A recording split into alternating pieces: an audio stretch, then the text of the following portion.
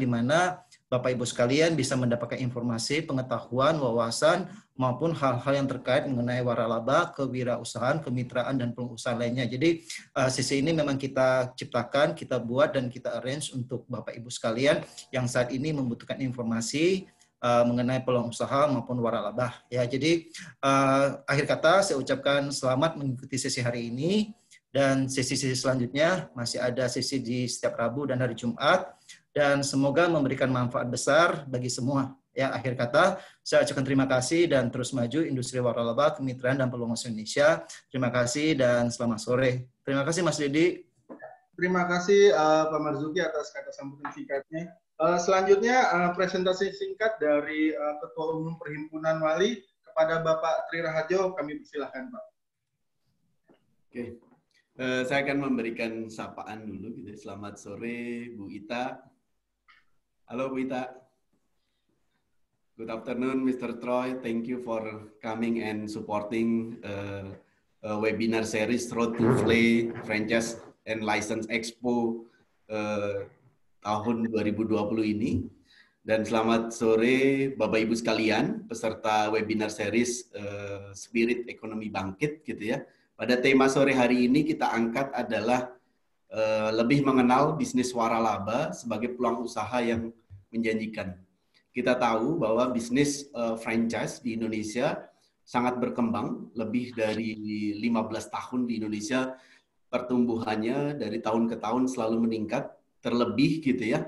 Kalau tahun lalu belum ada pandemi COVID-19, pameran selalu dipenuhi oleh calon franchisee atau calon buyers yang ingin join dengan usaha-usaha franchise. Nah, tahun ini saya kira ini suasananya berbeda, tapi kita berharap sore hari ini kita bisa belajar banyak mengenai apa konsep franchise dan apa keunggulan dari konsep franchise itu sendiri dengan berbagai pakar yang hadir gitu ya. Ada Bu Levita Gesupit, ada juga Mr. Troy. Saya kira kita akan menggali lebih dalam bagaimana konsep bisnis franchise untuk kita jalankan ke depan. Terima kasih untuk Pak Marzuki yang sudah memfasilitasi kegiatan ini. Saya kira dengan kolaborasi ini bisnis franchise ke depan akan lebih berkembang dan lebih maju. Terima kasih. Terima kasih Pak Tri atas presentasi singkatnya. Baik, tanpa mengulur waktu lagi, mari kita mulai webinar pada sore hari ini yang akan disampaikan oleh 3 narasumber ahli di industri waralaba. Sesi pertama akan dibawakan oleh Mr. Troy Franklin. Beliau adalah Chief Operating Officer World Franchise Associates, pakar dan konsultan bisnis waralaba untuk ratusan merek bisnis waralaba terkenal di lebih dari 70 negara di dunia, yang saat ini sedang berdomisili di Malaysia. Pada kesempatan sore hari ini, beliau akan mengupas mengenai perkembangan bisnis waralaba di dunia dan mengapa bisnis waralaba itu begitu diminati di berbagai negara, bahkan di tengah pandemi seperti sekarang ini. Sesi presentasi akan disampaikan dalam bahasa Inggris. We invite Mr. Troy to start the presentation. Thank you, Dedi. Selamat sore, bapak-bapak, ibu-ibu, dan semua. It's a great pleasure to be with you on this webinar today. And I'd like to thank Pak Marzuki and Park Stephen of FLEI and the team at and the Reed Panorama Group for consistently putting together one of the region's best franchise events in FLEI. And I'd also like to recognize the Pak Tri and Ibu Ita. It's an honor to be sharing the webinar stage with both of you today. And I hope that that we find everyone that's participating safe and well there in Indonesia. So I'd like to take about 15 minutes to talk to you about some franchise trends and post-COVID franchising environment. And if you don't mind, I'll share my screen and start my presentation.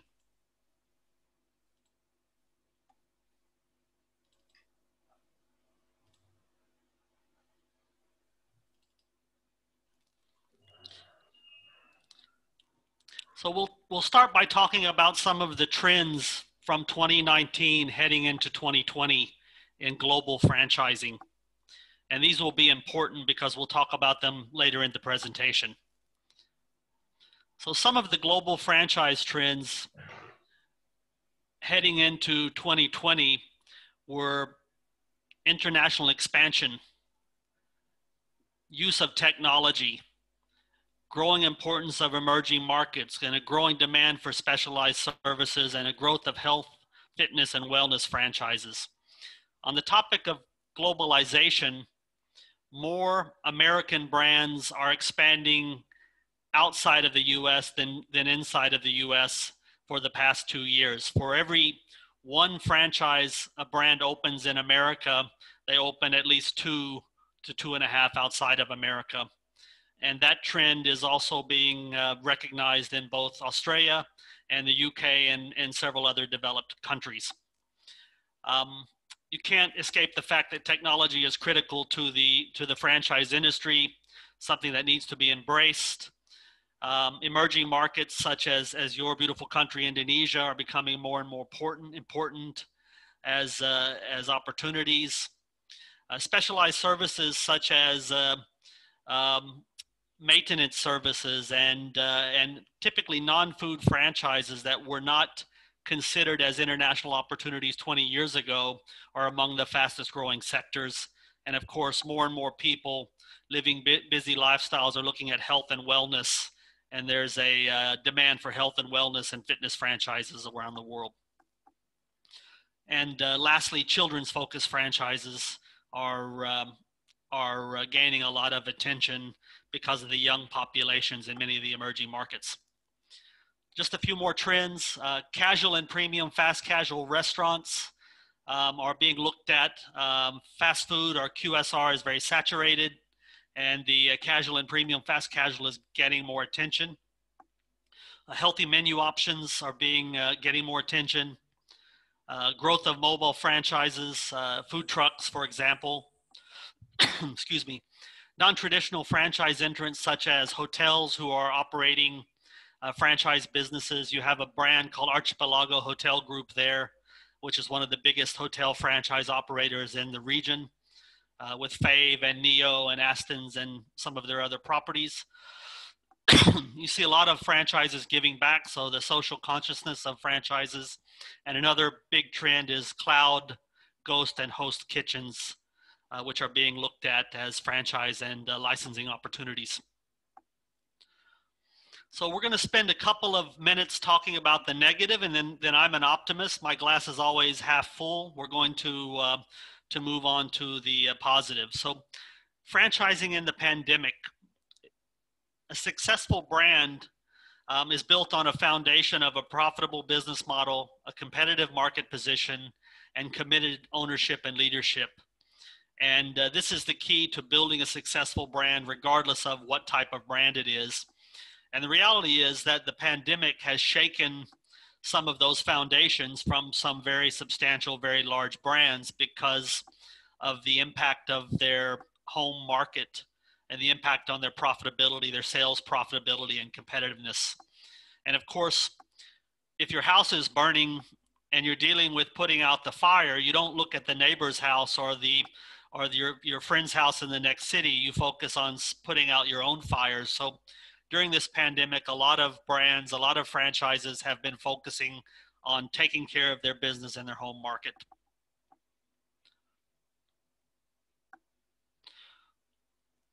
The truth is that very few businesses or franchise businesses have been immune to the impact of the pandemic.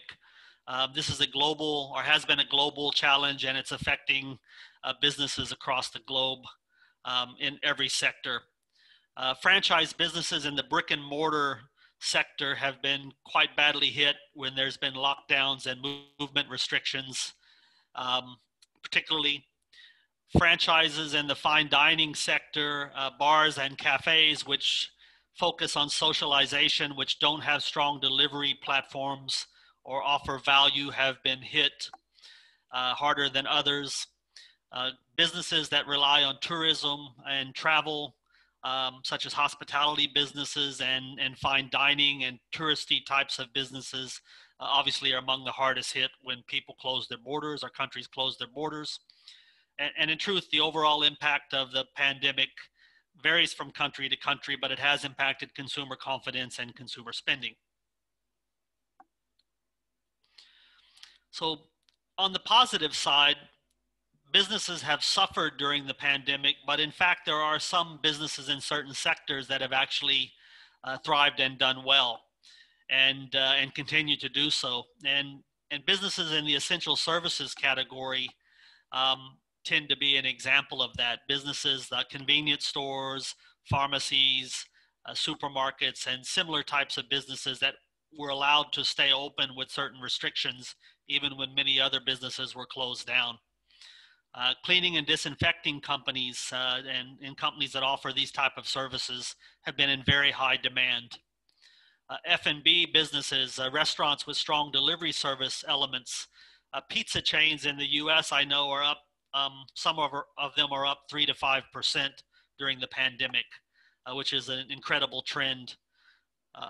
Retailers with a strong online platform that have been able to cater to online shopping have actually done surprisingly well with their online platform, despite the fact that their brick and mortar units may be suffering.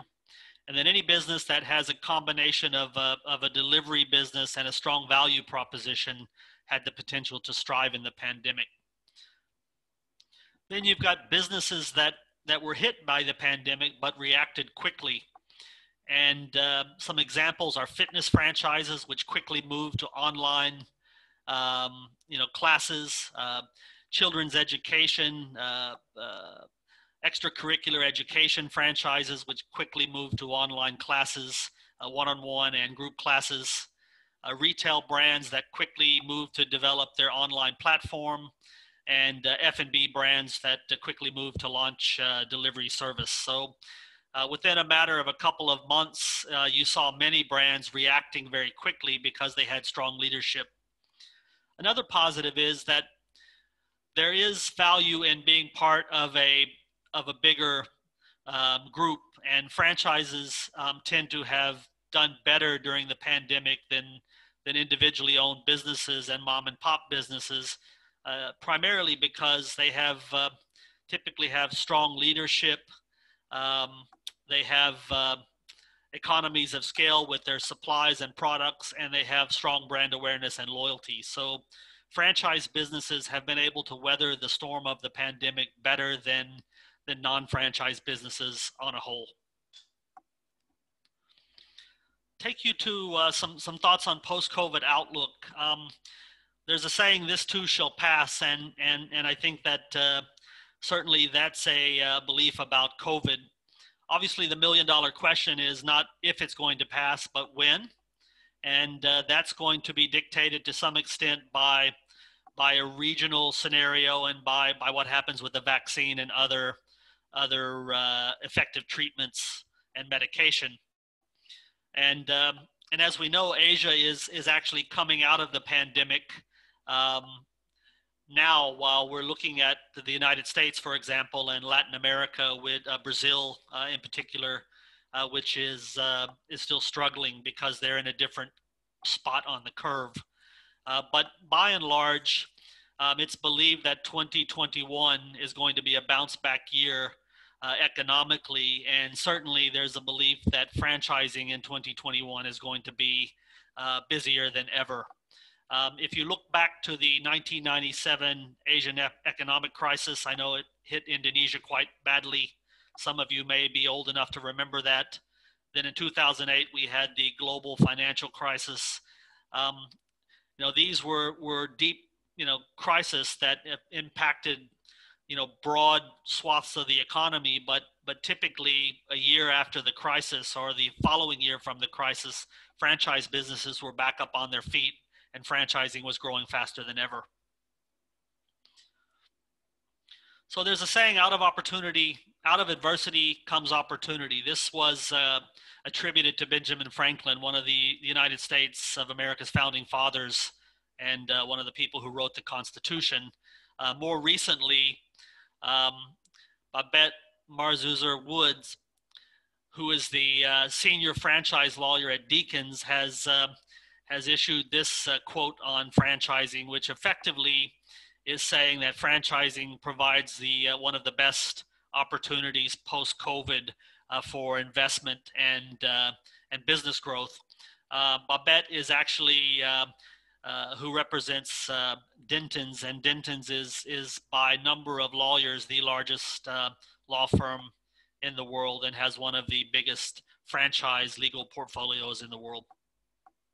So industry professionals and industry insiders and industry stakeholders across the globe are by and large very optimistic about 2021 and the future of franchising. So if you look at post-COVID, why you would expand internationally, quite frankly, it's the same reasons you would have done so before COVID, but some of these reasons are more magnified. For example, franchising internationally provides new and diversified income sources, which then reduce your dependence on your growth in your home market and help you hedge against economic swings in your home market. And certainly these are risk diversifications, are management strategies that would have helped someone deal with the current pandemic if they were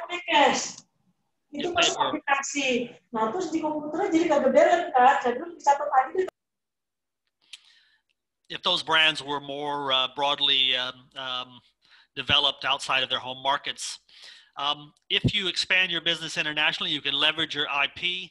You've already created your systems, tools, and processes. You've got your trademarks and your other intellectual property, and you don't have to recreate that for every new country. You can basically leverage that. And many international markets are less saturated than your home market.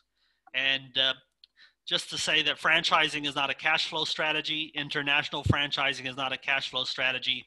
It's a brand equity strategy to allow you to create value for your brand stakeholders. If you have to franchise to raise capital or to expand internationally to raise capital, you have to examine your brand and what your the foundations you're built on, because if you can't make money with your brand, then franchisees won't be able to make money with your brand.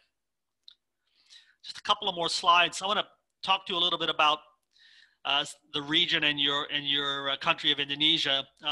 This is an index, some data from an index from 2019 called the Franchise Attractiveness Index. And this is a very highly respected index, which is developed annually by researchers at the Rosenberg International Franchise Center.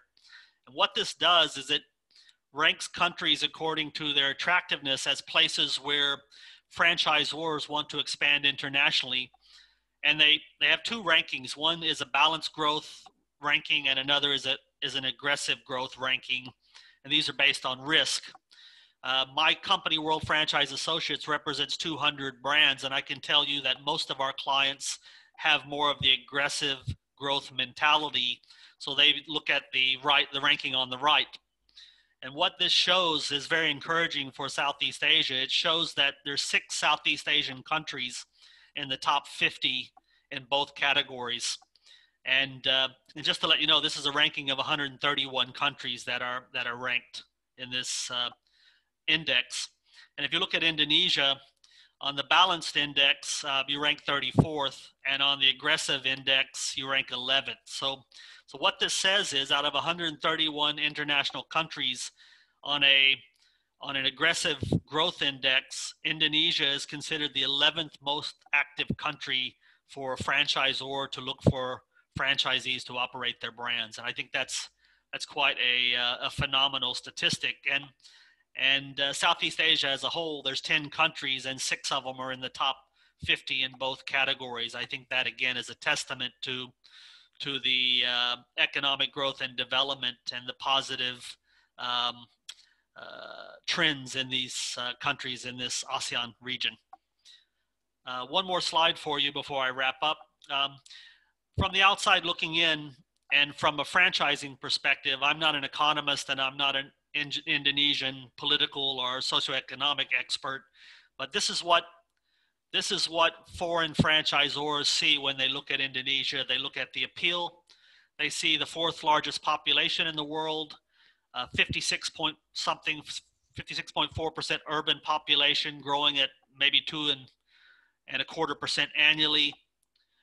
They see a density, an incredible density. Jakarta is one of the top 20 largest cities in the world. And then if you take Jabodetabek, that's probably even higher up than Jakarta as an urban center. And then West Java as a population density is again one of the highest, most densely populated regions in the world. There are 12 cities in Indonesia, I believe, with more than 1 million people. And I think there are five cities with more than 2.5 million people, if my memory serves me well. So beyond the greater Jakarta metropolitan area and Surabaya, there are some other second-tier cities that provide significant opportunity. People look at youth. I mean, the youth are the future, and they're driving the decisions in the world we live in today. I believe 25% of your population is below 15%, and 40% is below 24%, which is incredible. And if you look at population growth, the fertility rate in Indonesia is about the world average at 2.5%. That's slowed down a lot with urbanization and with more, various factors, including more and more women being educated and working and smaller families, but still it's an incredible number. And from my research, you'll have 300 million people in your country by 2030, and by 2050, 330 million people. So incredible upside if you bring your brand to Indonesia, find a strong partner, and build the business successfully. You can have a fantastic contributor to your global business growth for years to come in Indonesia. I want to end with a final slide. This is a quote that I use often when people ask me what does it take to become a franchisee, to be a good franchisor, and I always use Nelson Mandela's famous quote, "A good head and a good heart are always a formidable combination." You can have the head for the business, and if you don't have the heart, you may not be successful. And if you have a heart for the business, but you don't have the head, in other words, you don't have the business acumen and the commercial intelligence and the capability, again, you won't be successful. But if you combine your head and your heart, then you have a great chance of succeeding. So that concludes my portion of the webinar presentations, and I would like to wish all of you every success with your franchising endeavors, and to thank you for giving me this opportunity to present to you today.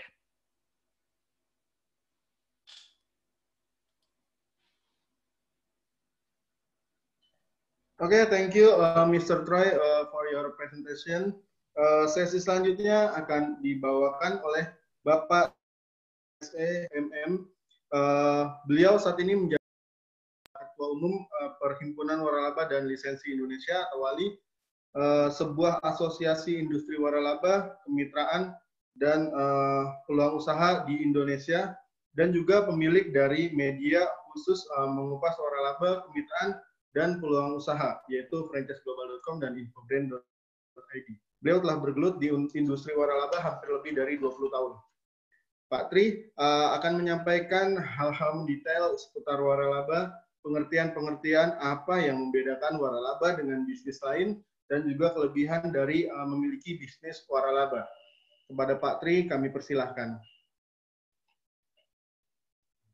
Bentar. Terima kasih, Mas Dedi. Saya siapkan slide dulu terlebih dahulu, Bapak Ibu.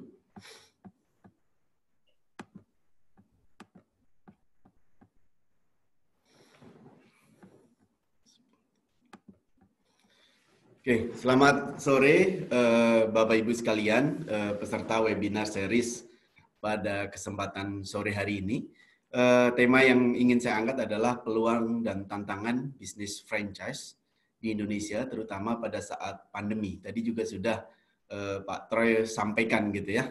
Nah, saya ingin mengawali gitu ya. Kalau kita lihat industri franchise di Indonesia sebelum pandemi itu selalu ramai dihadiri oleh berbagai kalangan yang ingin mencari berbagai opportunity mengenai franchise, lisensi atau peluang usaha pada umumnya gitu ya.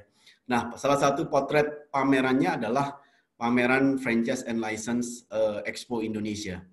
Dalam 3 hari pameran gitu ya, rata-rata dihadiri 15.000 sampai 23.000-an peserta. Artinya bahwa bisnis waralaba di Indonesia sangat diminati oleh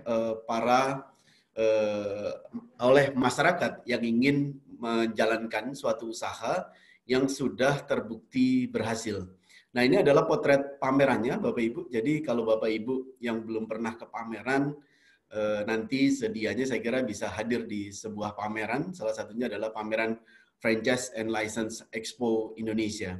Di dalam sebuah pameran biasanya dihadiri lebih dari 350 brands, baik franchise skala lokal, skala nasional maupun skala internasional, dengan berbagai varian jenis bisnis gitu ya. Di Indonesia sendiri kurang lebih ada 100 kategori bidang usaha yang dikembangkan dengan konsep franchise. Nah, konsep ini berkembang kurang lebih 15 tahun belakangan ini cukup growth pertumbuhannya karena banyak sekali pemain waralaba lokal yang menggunakan konsep franchise sebagai salah satu cara untuk melakukan ekspansi di dalam mengembangkan bisnisnya. Dan juga calon wirausaha yang tertarik dengan konsep bisnis franchise juga dimudahkan karena tinggal mengikuti brand-brand yang sudah terbukti berhasil di Indonesia. Nah, sebelum saya bicara lebih lanjut, Bapak Ibu sekalian, apa sih konsep franchise gitu ya? Nah, konsep franchise hakikatnya adalah kerjasama bisnis, Bapak Ibu, antara pemilik brand yang di sini adalah disebut sebagai franchisor dengan mitranya yang disebut sebagai franchisee. Nah, mereka melakukan ikatan kerjasama, biasanya melakukan ikatan kerjasama rata-rata di industri franchise itu 5 tahun gitu ya. 5 tahun, kecuali Bapak Ibu ambil franchise dari luar negeri, Bapak Ibu sebagai master franchise di Indonesia, biasanya rata-rata kisaran 25 tahun. Tapi ada juga para pelaku bisnis franchise yang secara kontrak kerjasama ada juga yang 6 tahun, ada juga bahkan 10 tahun gitu ya. Kalau skala pola peluang usaha atau bisnis opportunity ada juga yang kontraknya 3 tahunan gitu ya. Nah, apa yang diberikan oleh franchisor sebagai prinsipal dalam hal ini sebagai pemilik brand franchise gitu ya. Yang pertama, Bapak Ibu boleh menggunakan brand dari pihak franchisor. Katakanlah Bapak Ibu join dengan brand Alfamart, berarti Bapak Ibu boleh menggunakan brand Alfamart. Atau Bapak Ibu join dengan Indomaret, berarti Bapak Ibu boleh menggunakan brand dari Indomaret. Nah, menggunakan brand yang sudah relatif dikenal oleh masyarakat tentunya memiliki suatu kekuatan tersendiri. Kenapa? Karena masyarakat sudah percaya gitu ya. Ketika gerainya bisa ditemui di berbagai tempat, tentunya ini menjadi nilai tersendiri buat konsumen dan juga buat calon mitra yang akan join. Yang kedua, Bapak Ibu juga mulai dari pemilihan lokasi biasanya akan dibantu oleh pihak franchisor untuk menilai bahwa lokasinya apakah layak atau tidak untuk membuka suatu usaha franchise gitu ya. Yang kedua biasanya mulai dari penilaian lokasi gitu ya. Terus nanti ada proses training, itu juga dilakukan oleh pihak franchisor gitu ya. Dan juga Bapak Ibu akan diberikan sebuah panduan dalam bentuk standar operating procedure supaya Bapak Ibu lebih mudah dalam running usaha yang berbasis dengan konsep franchising gitu ya. Dan tidak hanya sampai di situ, bahkan kalau sekarang para pelaku usaha lokal karena banyaknya sistem teknologi yang memudahkan kita menjalankan usaha, beberapa pelaku bisnis sudah menerapkan point of sales-nya sudah terintegrasi secara digital sehingga kita bisa memantau bisnis kita lebih mudah. Nah, di bisnis franchise Bapak Ibu, selain Bapak Ibu dapat bimbingan awal, juga ada bimbingan berkelanjutan. Nah, bimbingan awal itu salah satunya tadi mulai dari perekrutan pegawai, biasanya akan diberikan arahan supaya Bapak Ibu tidak salah dalam memilih pegawai. Yang kedua adalah pemilihan lokasi gitu ya. Yang ketiga Bapak Ibu dan SDM Bapak Ibu akan di-training. Sehingga apa? Ketika Bapak Ibu merunning suatu usaha diharapkan Bapak Ibu sudah bisa mengikuti apa yang menjadi panduan dari pihak franchisor gitu ya. Dan ketika masa mendekati opening biasanya ada proses pendampingan. Nah, proses pendampingan sendiri masing-masing usaha berbeda-beda Bapak Ibu. Ada yang 2 minggu, ada yang 1 bulan, tergantung dari kompleksitas dari usaha tersebut. Nah, tugas Bapak Ibu ketika akan join dengan usaha franchise, tentunya harus satu menyiapkan sejumlah modal gitu ya. Nah, modal sangat tergantung besar kecilnya gitu ya. Di Indonesia sendiri banyak sekali opportunity yang skala modalnya tidak terlalu besar, ya di bawah 100 juta itu juga ada gitu ya, 100 sampai 500-an juta ada, di atas 500-an juta juga ada. Jadi banyak sekali ragam peluang bisnis yang ditawarkan kepada masyarakat gitu ya. Nah, secara operation di bisnis for franchise Bapak Ibu, khususnya di Indonesia, ada 2 pola yang berkembang gitu ya. Yang pertama adalah konsep owner atau mitra atau franchisee sekaligus mengoperate bisnisnya. Tapi ada juga konsep franchisor operator, artinya khususnya di waralaba di bidang minimarket, mitra tidak mengoperate bisnisnya. Tapi majority bisnis franchise di Indonesia adalah dioperate oleh franchisee. Sehingga Bapak Ibu memang harus all out menjalankan usaha tersebut. Jadi menjalankan bisnis franchise ini tidak 100% garansi gitu ya. Tidak ada yang menggaransi terhadap suatu bisnis franchise. Tetap bisnis franchise itu ada sebuah risiko. Risiko itu yang diminimalkan. Karena tadi adanya brand, adanya sistem, adanya sharing experience, adanya supporting awal dan supporting berkelanjutan. Nah, selain itu Bapak Ibu biasanya diminta untuk membayar untuk mendapatkan hak waralaba, Bapak Ibu membayar franchise fee gitu ya. Nah, besaran franchise fee masing-masing perusahaan berbeda-beda gitu ya. Ada yang 50 juta, ada yang 100 juta. Kalau skalanya business opportunity biasanya tidak menerapkan franchise fee gitu ya. Mereka total investasi, misalkan katakanlah skala booth fried chicken misalkan, ada yang menerapkan sampai modalnya 22 juta katakanlah, dan lain sebagainya. Jadi di bisnis franchise ini sangat beragam, lebih dari 100 kategori usaha yang ditawarkan, sehingga buat Bapak Ibu yang tertarik dengan konsep franchise, tentunya ke depan ini menjadi salah satu peluang untuk Bapak Ibu bisa jalankan ke depan gitu ya. Oke, berdasarkan aturan main dari peraturan pemerintah terkait tentang franchise, franchise sendiri ada 6 poin yang wajib dipenuhi suatu usaha bisa dikatakan sebagai usaha franchise, Bapak Ibu. Jadi tidak semua usaha bisa disebut franchise. Nah, suatu usaha franchise itu wajib memenuhi 6 hal. Yang pertama adalah memiliki ciri khas usaha. Nah, ciri khas usaha itu kalau di makanan biasanya di rasa gitu ya. Kalau di retail biasanya adalah di sistemnya, di teknologinya. Itu juga sangat berpengaruh. Kalau di pendidikan biasanya metode pengajarannya dan lain sebagainya. Jadi setiap usaha franchise wajib memiliki sebuah ciri khas gitu ya. Yang kedua, terbukti sudah memberikan keuntungan. Nah, poin kedua ini menurut saya sangat penting Bapak Ibu, bahwa bisnis franchise adalah menjual keberhasilan. Ya, ketika proven track record itu dimiliki oleh pihak franchisor, tentunya pihak franchisor akan mudah menduplikasi usahanya kepada franchisee-nya atau mitranya gitu. Jadi, nah poin kedua ini bahkan di aturan main itu harus usianya 5 tahun. Kenapa usia 5 tahun? Relatif usia bisnis kalau lebih dari 5 tahun relatif lebih stabil gitu ya. Dan terbukti menguntungkan, teraudit oleh akuntan publik bahwa usahanya menguntungkan. Nah, yang ketiga adalah memiliki standar atas layanan dan barang dan atau jasa yang ditawarkan gitu secara tertulis. Artinya punya SOP. Jadi supaya apa? Mudah terstandarkan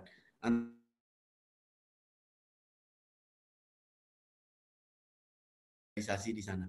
Yang keempat, bisnisnya mudah diajarkan dan diaplikasikan. Semakin bisnisnya mudah diajarkan, semakin mitranya cepat mengerti, dan mudah merunning suatu usaha, kecenderungan bisnis franchise makin berhasil. Jadi hal ini sangat penting sehingga para pelaku bisnis biasanya mensederhanakan prosesnya supaya apa? Bisnisnya mudah diaplikasikan dan mudah diajarkan kepada mitra-mitranya atau franchisee-nya. Kelima adalah adanya dukungan yang berkesinambungan. Bapak Ibu join dengan suatu usaha franchise, Bapak Ibu bisa tanyakan gitu ya. Supporting apa yang diberikan ketika Bapak Ibu join. Yang kedua adalah ketika Bapak Ibu sudah membuka suatu usaha franchise, support apa yang akan diberikan ketika outlet itu sudah berjalan gitu ya. Yang keenam adalah hak kekayaan intelektualnya atau hakinya sudah yang telah terdaftar. Jadi syarat dari pemerintah, jadi kalau suatu usaha sudah memenuhi syarat ini dan mendaftarkan ke pemerintah gitu ya, akan mendapatkan surat tanda pendaftaran waralaba sebagai syarat suatu usaha bisa disebut sebagai franchise. Nah, ketika Bapak Ibu join, apa sih yang membedakan dengan usaha sendiri? Kalau usaha sendiri sudah pasti usahanya belum terbukti berhasil. Dan yang kedua, konsep bisnisnya pun masih biasanya masih uji coba gitu ya. Masih di running dengan sendirinya dan kita belum punya pengalaman di sana. Tapi ketika Bapak Ibu join dengan franchise, tentunya meminimalkan risiko dari suatu usaha. Kenapa bisnis franchise dalam 15 tahun belakangan ini pertumbuhannya sangat baik karena tingkat success rate dari bisnis franchise ini cukup baik di Indonesia gitu ya. Pertama, keunggulan dari sisi keunggulan adalah brandnya lebih dikenal. Yang kedua, bisnisnya sudah berhasil. Nah, untuk membuktikan bisnis yang sudah berhasil, salah satu ukurannya tadi adalah dari sisi usia. Yang kedua adalah kalau sudah memiliki surat tanda pendaftaran waralaba, berarti mereka sudah punya sudah memenuhi 6 syarat tadi. Nah, kalau mereka belum, ya Bapak Ibu bisa lihat secara langsung dari outlet yang sudah berjalan. Jadi Bapak Ibu bisa kunjungi titik-titik lokasi yang mereka punya, apakah rame atau tidak, apakah produknya bagus atau tidak. Kenapa?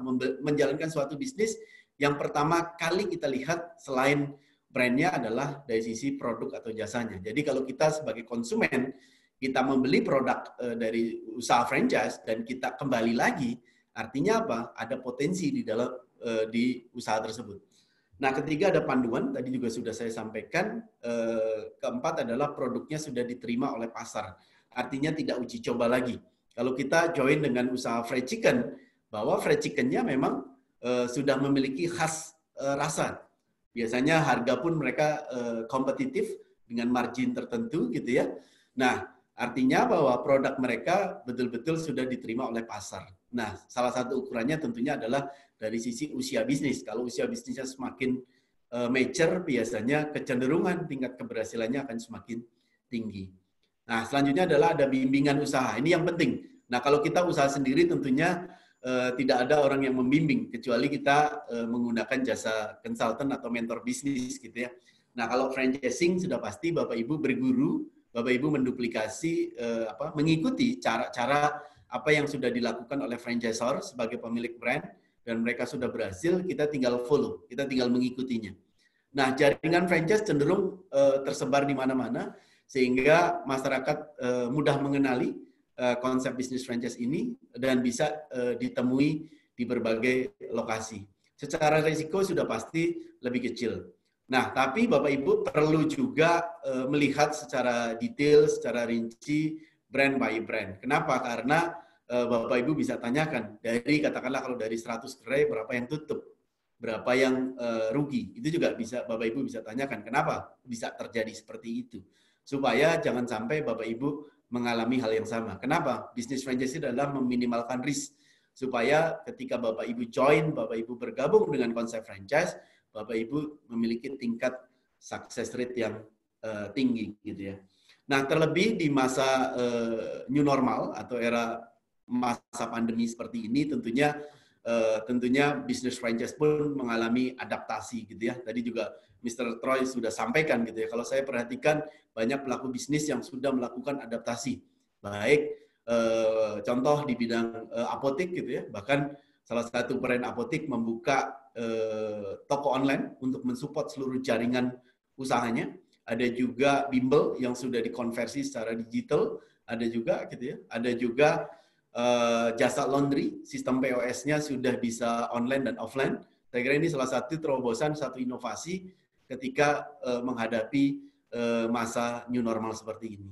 Nah, ketika Bapak Ibu join dengan franchising, Bapak Ibu akan mendapatkan kurang lebih 7 hal utama ini. Jadi pertama dari survei lokasi.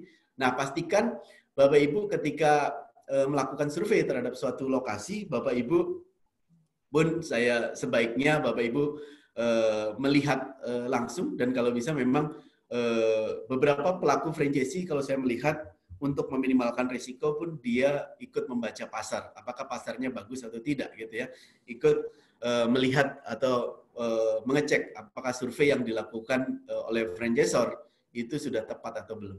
Yang kedua adalah dukungan pengawasan pembangunan outlet. Nah, kalau bentuknya outlet artinya dari rancangan anggaran biayanya, outletnya di set up sampai jadi, itu biasanya pihak franchisor sudah punya standar dan ada proses pendampingan dari pihak franchisor. Nah, kalau bentuknya booth atau island, ya tinggal dikirim atau di set up gitu ya. Yang ketiga adalah dukungan penyediaan produk atau bahan baku. Nah, ini juga perlu ditanyakan Bapak Ibu kepada franchisor atau pelaku bisnis franchise yang Bapak Ibu akan pilih gitu ya. Produk-produk atau bahan baku mana yang wajib dibeli oleh pusat dan yang bisa didapatkan di lokal setempat gitu ya. Yang keempat adalah soal perizinan. Nah, biasanya memang menjadi tanggung jawab pihak franchisee atau pihak mitra gitu ya. Bapak Ibu tanyakan secara rinci siapa yang akan mengurus. Begitu juga soal rekrutmen. Rata-rata yang ketika proses rekrutmen menurut saya suatu hal yang sangat penting. Bisnis franchise ini punya keunggulan. Ada brand, ada sistem gitu ya, ada supporting awal dan supporting lanjutan. Tapi kalau tidak didukung oleh SDM yang kuat, SDM yang bagus, sudah pasti outputnya akan rendah. Sehingga saya selalu menyampaikan bahwa ketika rekrutmennya bagus atau in-nya bagus, outputnya akan bagus. Saya kira hal ini penting. Kenapa perlu saya sampaikan? Kalau buat Bapak Ibu yang sudah berbisnis sering, saya kira ini menjadi suatu hal yang terbiasa. Tapi kalau Bapak Ibu yang belum pernah berbisnis, tentunya ini menjadi perhatian penting. Kenapa? SDM itu ketika kita sudah merekrut, sudah pasti ada kewajiban yang harus kita bayarkan. Sehingga sebaiknya pada proses rekrutmen SDM itu perlu diperhatikan dan perlu mendapat arahan dari pihak franchisor. Dan setelah itu ada pelatihan dan pendampingan awal. Nah, kalau saya perhatikan franchise-franchise yang prospek di sepanjang tahun 2020 ini memang ketika masa pandemi terjadi gitu ya, mulai bulan Maret, tanggal 2 Maret tahun 2020 sampai akhir Juni memang mengalami penurunan orang yang ingin bergabung dengan usaha franchise karena memang lagi masa pandemi yang sangat tinggi gitu ya, baru-baru terjadi pandemi dan itu COVID-19 ini sudah pasti orang menjadi wait and see gitu ya. Tapi ketika sudah bulan Juli, Agustus gitu ya, dan ini memasuki awal September, pergerakan orang yang membuka usaha waralaba mulai bertumbuh, mulai bergerak gitu ya. Beberapa franchisor sudah mulai membuka peluangnya gitu ya kepada masyarakat. Saya kira ini ketika ekonomi sudah mulai bertumbuh, saya kira ini akan semakin baik. Nah, ini juga tercermin dari ketika kuartal kedua memang situasi ekonomi masih minus 5,32 gitu ya. Nah, diharapkan di kuartal ketiga dan keempat, mudah-mudahan di kuartal keempat sudah relatif membaik gitu ya. Saya harapkan sih bisa sekitar 80% gitu ya ke depan gitu ya. Nah, ada 5 hal gitu ya ketika Bapak Ibu ingin memilih usaha franchising. Yang pertama adalah dari sisi proven, artinya bahwa usaha yang Bapak Ibu pilih pastikan memang sudah terbukti berhasil. Satu dari sisi usia, yang kedua dari sisi gerainya memang di mana-mana ramai dan tingkat keberhasilannya lebih tinggi. Bapak Ibu bisa tanyakan dari keseluruhan gerai kalau success rate-nya di atas 80%, saya kira sudah bagus. Sangat baik gitu ya. Yang kedua adalah dari sisi produk, Bapak Ibu. Nah, produk ini penting. Kenapa? Karena orang datang ke outlet kita sudah pasti mereka membeli produk atau jasa kita. Nah, produk atau jasa kita bisa yang akan kita pilih pastikan bisa diterima oleh pasar yang kita yang akan kita choice. Kenapa saya sebut itu? Kenapa? Karena ada juga usaha-usaha franchise, katakanlah dari Jakarta begitu ke Palembang, restoran misalkan, ternyata 6 bulan ramai, setelah itu mengalami penurunan karena memang tesnya tidak sesuai dengan market setempat, sehingga memang perlu dilakukan analisa sebelum kita memilih. Yang ketiga adalah brand dan pelayanan. Artinya ketika brandnya semakin dikenal gitu ya, di industri franchise itu relatif pemain-pemain intinya tidak terlalu bergeser kecuali Bapak Ibu di kategori baru gitu ya. Di kategori baru biasanya kalau pemain jasa kurir ya top 3-nya itu lagi. Pemain jasa travel pemainnya itu lagi. Pemain di bidang refill tinta pemainnya relatif top 3-nya biasanya tidak terlalu bergeser. Nah, dari keseluruhan kategori bidang apa yang Bapak Ibu akan pilih, biasanya kalau saya melihat ada 2 hal yang perlu Bapak Ibu cermati. Yang pertama adalah Bapak Ibu minat di bidang usaha apa. Jadi Bapak Ibu harus bertanya kepada diri sendiri dan ngobrol dengan keluarga Bapak Ibu sekalian, dengan istri, dengan suami Bapak Ibu gitu ya, atau dengan anak gitu ya, ketika ingin menjalankan suatu usaha. Kenapa? Karena biasanya ketika ada support keluarga akan semakin baik gitu ya. Terus yang kedua adalah berdasarkan opportunity. Di daerah Bapak Ibu katakanlah belum ada laundry kiloan misalkan. Ternyata banyak orang yang membutuhkan. Artinya opportunity itu bisa Bapak Ibu kembangkan di daerah Bapak Ibu masing-masing. Nah, yang keempat adalah orang yang menjalankan franchise bisnis tersebut. Kalau investasi besar, saya sarankan Bapak Ibu datang ke kantor pusatnya, lihat timnya, lihat siapa di balik bisnis franchise tersebut, gitu ya, seberapa kuat mereka mengelola usaha franchise-nya, gitu ya. Tentunya biasanya kalau kita datang ke kantor pusatnya, mulai tergambar, gitu ya. Kira-kira persepsi kita terhadap pihak franchisor akan seperti apa. Yang kelima adalah tentunya biasanya suatu usaha itu dilihat dari keuntungannya atau dari profitnya gitu ya. Kapan kira-kira potensi kembali modalnya. Nah, rata-rata bisnis franchise itu kalau kontraknya 5 tahun, rata-rata setengah dari masa perjanjian usahanya sudah kembali gitu ya. Kecuali di sektor-sektor tertentu, misalnya di minimarket sampai 3,5 tahun. Tapi kalau usaha yang relatif di bawah 50 juta, kalau saya perhatikan itu kisaran di bawah 1 tahun. Nah, tapi rata-rata antara 2 sampai 2,5 tahun gitu ya. Tapi tergantung bisnis atau brand yang Bapak Ibu akan pilih gitu ya. Nah, untuk menganalisa usaha franchise, Bapak Ibu juga bisa pelajari profit and loss projection-nya gitu ya, investasi dan peruntukannya supaya clear. Dan Bapak Ibu apakah bisa achieve terhadap target yang ingin dicapai gitu. Artinya Bapak Ibu keyakinan untuk mengambil suatu franchise biasanya dilihat dari proyeksi yang ditampilkan. Nah, ini slide-slide terakhir gitu ya.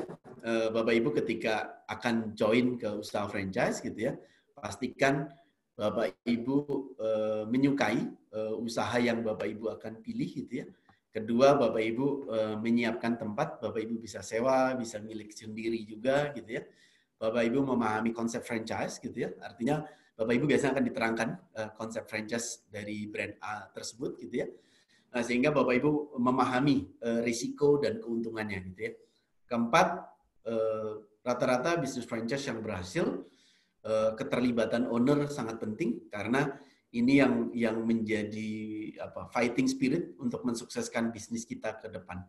Kelima adalah bersedia mengikuti standar yang sudah diberlakukan oleh pihak franchisor, punya modal yang cukup. Kadang kalau modalnya cekak gitu ya, awal-awal bisnis itu kan belum tentu langsung untung gitu ya.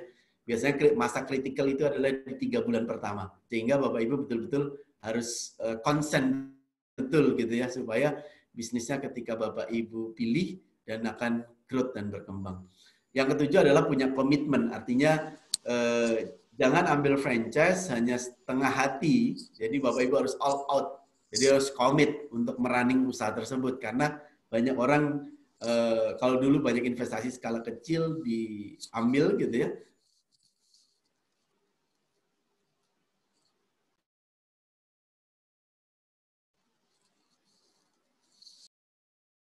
Orang entrepreneur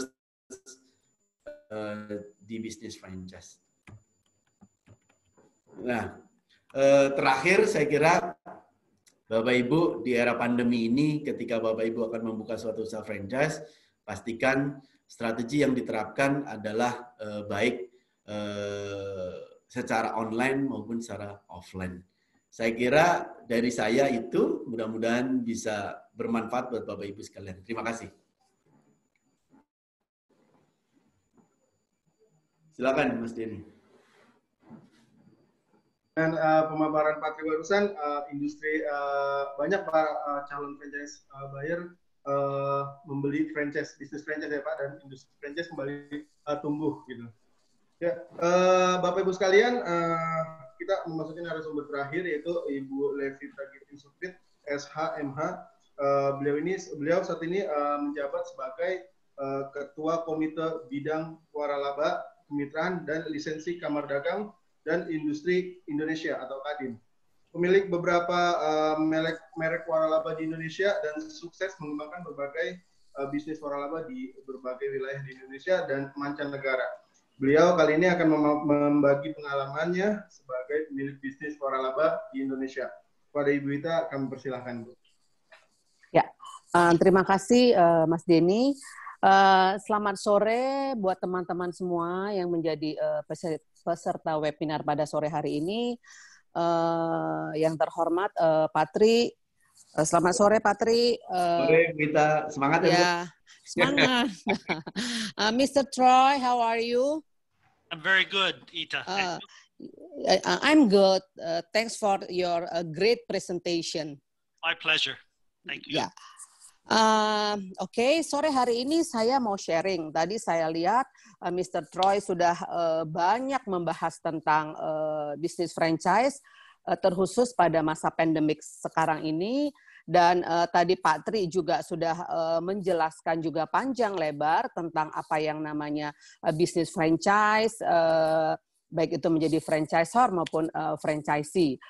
Saya percaya teman-teman semua di sini mungkin belum semua bisnisnya di-franchise-kan, tapi sudah mempunyai bisnis yang lumayan lama berjalan dan sudah menguntungkan sehingga berpikir untuk mengembangkan usahanya. Memang salah satu cara untuk mengembangkan usaha kita dengan tidak harus investasi besar, salah satunya adalah dengan cara memfranchise-kan bisnis kita. Beberapa tahun belakangan ini yang namanya bisnis franchise di Indonesia sedang happening, sedang direspon baik oleh masyarakat, terkhusus oleh anak-anak muda Indonesia, baik anak-anak muda yang graduate dari Indonesia, dari lokal, atau anak-anak muda yang graduate dari luar negeri. Sekarang lagi trennya anak muda untuk membuka usaha sendiri, sehingga berdampak bisnis franchise atau waralaba ini menjadi booming. Karena apa ya? Tadi karena diresponi oleh anak-anak muda yang ingin memulai satu usaha dan mereka tidak harus memulainya dari nol. Tapi banyak juga pengusaha-pengusaha lokal yang sudah merasa bahwa siap untuk memfranchise-kan bisnisnya. Karena kita tidak hanya membeli bisnis franchise atau bisnis lokal, tapi bisnis kita sendiri pun dapat kita jadikan menjadi bisnis franchise. Nah, sekarang kita mau membahas bagaimana sih supaya kita bisa mengembangkan bisnis kita dengan sistem franchise. Teman-teman sekalian yang sudah mempunyai bisnis, tentu kalau sudah mempunyai rencana untuk mengembangkan bisnisnya dengan franchise, apa sih yang harus saya lakukan? Yang harus teman-teman lakukan pertama itu adalah mempersiapkan sistem yang baik untuk bisnis teman-teman semuanya. Sistem seperti apa? Sistem operating prosedur atau SOP yang tadi sudah dibahas oleh Pak Tri juga. SOP untuk produk yang kalian akan tawarkan, SOP SDM yang akan digunakan dalam bisnis franchise nanti. Ada juga sampai SOP finance-nya untuk operasionalnya. Makanya biasanya itu dibutuhkan satu tim franchise. Jadi kita satu punya bisnis yang sudah berjalan dan kita mau memfranchise-kan bisnis kita tersebut, alangkah perlunya kita membentuk satu tim franchise. Jadi tim franchise inilah yang akan memprepare bisnis kita untuk bisa menjadi bisnis franchise. Karena untuk memfranchise-kan bisnis kita tadi yang saya katakan bahwa diperlukan satu sistem. Jadi kenapa sistem? Kenapa harus ada SOP? Seperti kita ketahui, satu bisnis yang difranchise-kan, kita ambil contoh misalnya bisnis restoran. Bisnis restoran itu baik dia ada di Jakarta, baik ada dia di Medan, di Sulawesi, di Palembang, pasti dia rasanya sama. Itu karena apa? Karena mempunyai SOP.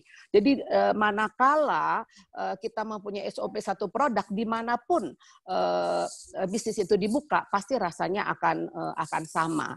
Begitu juga dengan SOP SDM. Setiap bisnis mempunyai SOP sendiri untuk SDM-nya mereka, untuk servisnya mereka, untuk tampilannya mereka. Saya kasih contoh, misalnya kayak saya kasih contoh F&B ya, misalnya F&B, ada satu F&B Cafe Betawi, mereka dengan waitersnya mereka dengan sesuatu yang berbeda, misalnya dengan ada lukisan-lukisan di wajah. Jadi itu menunjukkan bahwa itulah SOP daripada restoran tersebut begitu. Jadi SOP itu menunjukkan kriteria daripada bisnis tersebut seperti itu.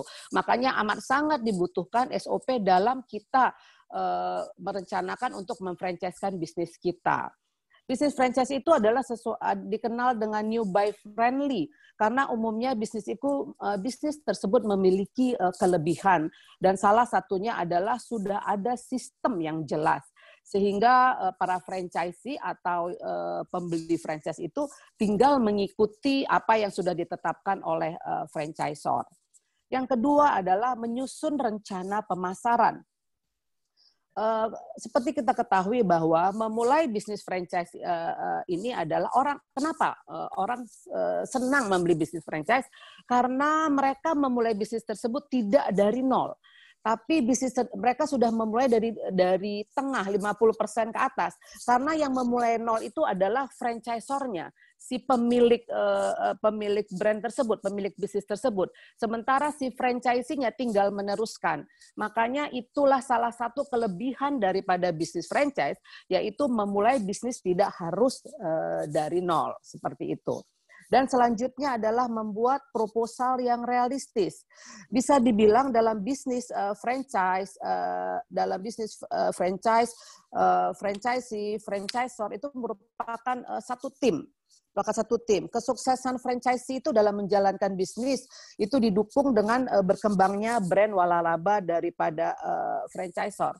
Memang teman-teman menjadi franchisor itu susah-susah gampang. Artinya bagaimana? Pada saat ada orang mau membeli bisnis kita, kita jangan hanya tergiur karena ada orang datang mau beli bisnis kita tergiur dengan uang yang ditawarkan. Tapi kita juga harus mempelajari si franchisee tersebut. Franchisee adalah orang yang mau membeli bisnis. Kita harus pelajari franchisee tersebut. Visinya dia dalam membuka bisnis tersebut, misinya dia. Apakah kita bisa bersama-sama untuk mengembangkan bisnis tersebut? Banyak sekali pada akhirnya terjadi konflik antara franchisor dan franchisee di tengah jalan. Karena apa? Karena tidak bisa adanya satu kerjasama yang baik antara franchisor dan franchisee. Makanya dibutuhkan sekali pada saat franchisee datang ke kita untuk membeli bisnis, kita harus mempelajari juga bagaimana sih pribadi daripada si franchisee tersebut. Apakah franchisee tersebut memang benar-benar serius dengan berbisnis tersebut, atau dia hanya mau investasi uangnya dan berharap uang yang dia investasikan itu bisa berkembang sendiri tanpa ada campur tangannya daripada owner. Seperti itu. Nah, hal-hal seperti inilah yang juga perlu diperhatikan agar supaya bisnis kita bisa maju dan berkembang dengan kerjasama yang baik antara franchisor dan franchisee-nya. Dan yang selanjutnya, yang keempat adalah memastikan kualitas produk kita. Sistem waralaba memungkinkan adanya konsistensi dalam kualitas produk dan jasa bagi konsumen. Artinya kita yakin bahwa produk yang kita tawarkan tersebut adalah produk yang terbaik yang kita mampu tawarkan. Di mana produk tersebut berkualitas baik dan dimanapun produk tersebut dibuka itu adalah sama. Jadi jangan sampai orang mengatakan bahwa kok produk di Jakarta lebih baik ya daripada produk di Bandung, atau produk di Palembang kok lebih bagus ya daripada produk di Kalimantan. Itu adalah tidak benar. Kita harus membuat produk kita dimanapun produk tersebut kita tawarkan itu harus sama. Seperti itu. Siapa yang memiliki bisnisnya atau siapa pengelolanya bukanlah hal yang penting bagi konsumen, tetapi produk dan jasalah yang berpengaruh bagi customer experience. Lalu teman-teman semuanya, suatu bisnis itu juga untuk dapat di-franchise-kan juga tidak serta-merta, yaitu ada persyaratan juga yang sudah ditetapkan sehingga bisnis tersebut dapat kita franchise-kan. Seperti salah satunya adalah bisnis tersebut sudah berjalan selama 5 tahun. Kenapa 5 tahun? Karena 5 tahun itu kita akan mempunyai banyak pengalaman dalam suka duka dalam menjalankan bisnis tersebut, begitu. Dan biasanya dalam 5 tahun itu bisnis tersebut sudah balik modal, bahkan sudah menguntungkan.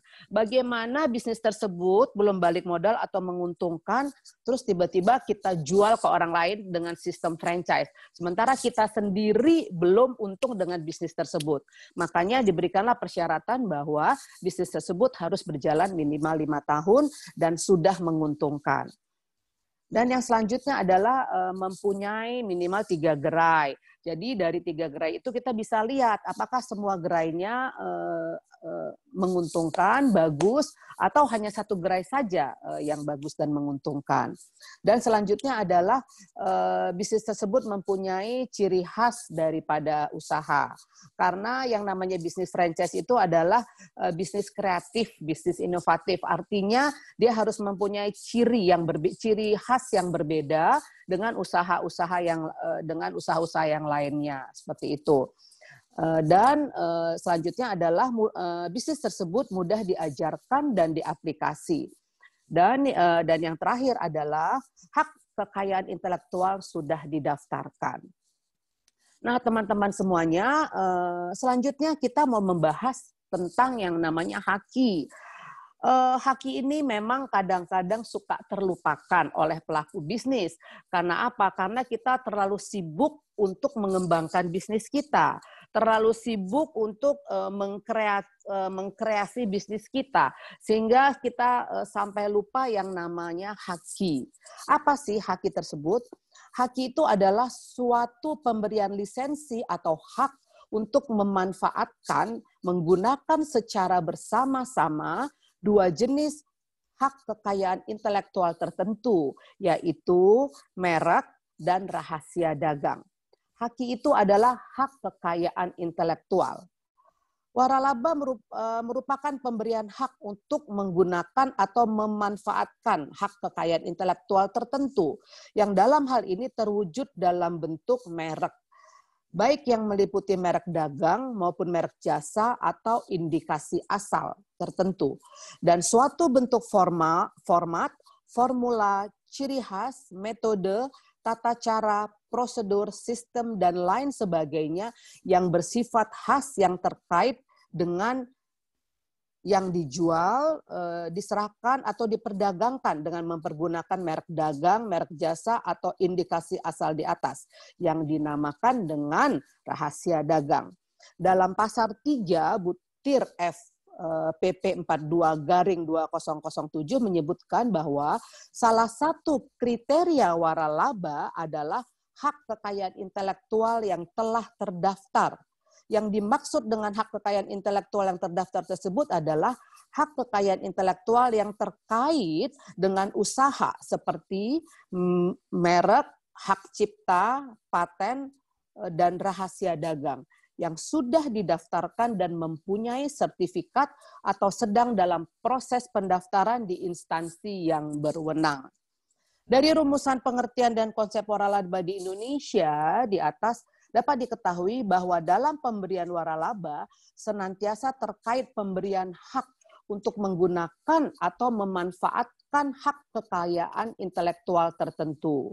Dalam hal ini wujud dan bentuk merek baik yang meliputi merek dagang maupun merek jasa ataupun indikasi asal tertentu dan suatu bentuk format, formula ciri khas metode yang tidak dapat dipisahkan dari setiap output atau produk yang dihasilkan. Dan selanjutnya dijual, diserahkan, atau diperdagangkan dengan mempergunakan merek dagang, merek jasa, atau indikasi tersebut di atas. Dari kedua jenis hak kekayaan intelektual tersebut selalu dan senantiasa terdapat unsur pembeda antara waralaba yang satu dengan waralaba yang lainnya. Unsur pembeda tersebut terletak dalam sifatnya, bentuknya, dan jenis hak kekayaan intelektual yang diwaralabakan.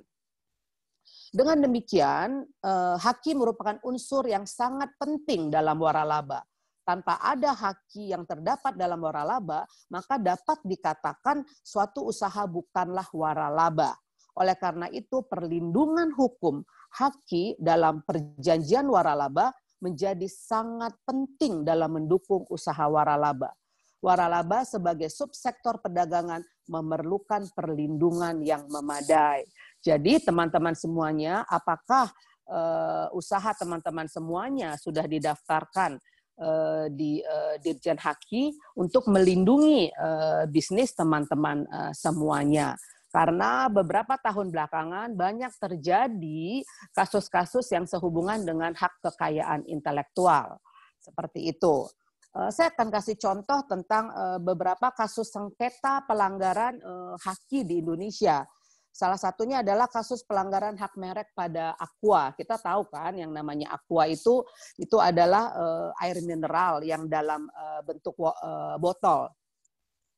Contoh pelanggaran hak merek di Indonesia tentang perusahaan ini adalah di mana kasus hak cipta teknologi informasi dalam meniru dan mengimitasi produk PT Aqua Golden Mississippi yang berhasil menyebarkan mereknya dan dikenal di seluruh Indonesia maupun di seluruh dunia ya. Popularitas itu membuat usaha air minum kemasan lain yang ingin meraih popularitas yang sama dengan memberi merek produk air kemasannya dengan nama Aqualiva. Dan meskipun dilakukan melalui pemberian merek dengan nama sedikit berbeda, namun tidak meninggalkan nama Aqua sebagai merek utamanya. Maka usaha tersebut dianggap melakukan pelanggaran hak merek atau plagiat merek. Dan yang selanjutnya adalah kasus donat ya, Dunkin Donat. Dunkin Donat itu yang diciplak menjadi donut. Ya, peristiwa tersebut terjadi di Yogyakarta, di mana perusahaan donat memberi namanya mirip dengan Dunkin Donat, yang sepertinya kita semua tahu ya, yang namanya Dunkin Donat.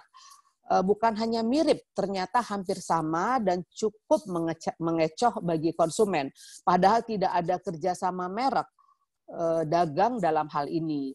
Jika semua merek dagang bisa menjadi sangat terkenal namun tidak melakukan perpanjangan kontrak yang mengakibatkan pihak tersebut kehabisan periode waktu merek produknya, maka itu sangat beresiko pada munculnya produk imitasi atau tiruan-tiruan yang lainnya seperti itu.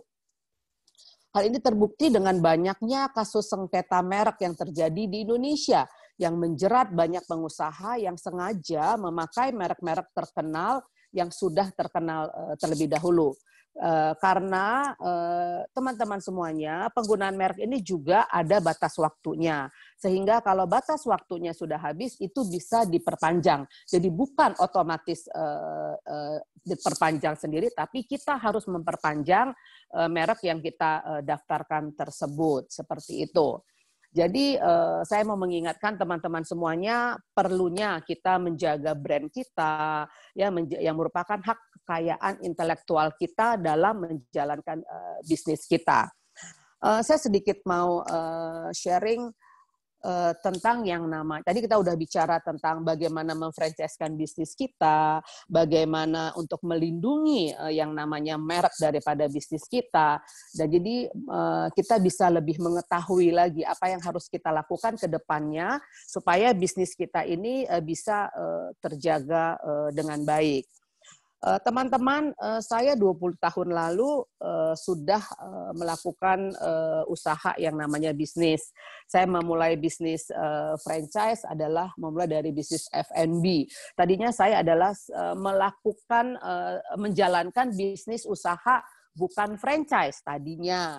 Tapi setelah itu saya melihat sepertinya bisnis franchise itu menguntungkan dan akhirnya ini saya masuk ke success story ya. Jadi maksudnya kita bisa sharing, Ibu Ita selama ini apa sih yang dilakukan sampai Ibu akhirnya bisa bisa bergerak dalam bidang dunia franchise. Bapak Ibu, karena saya menjalani bisnis franchise ini udah dari kira-kira 20 tahun lalu ya. Saya menjalankan bisnis dan salah satu bisnis saya adalah bisnis franchise.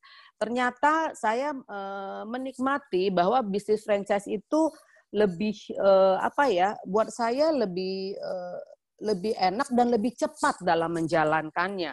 Karena apa? Saya menjalankan bisnis sendiri dengan saya menjalankan bisnis franchise. Ternyata bisnis franchise itu lebih cepat kembali modal dan saya lebih cepat bisa mengembangkan bisnis saya seperti itu.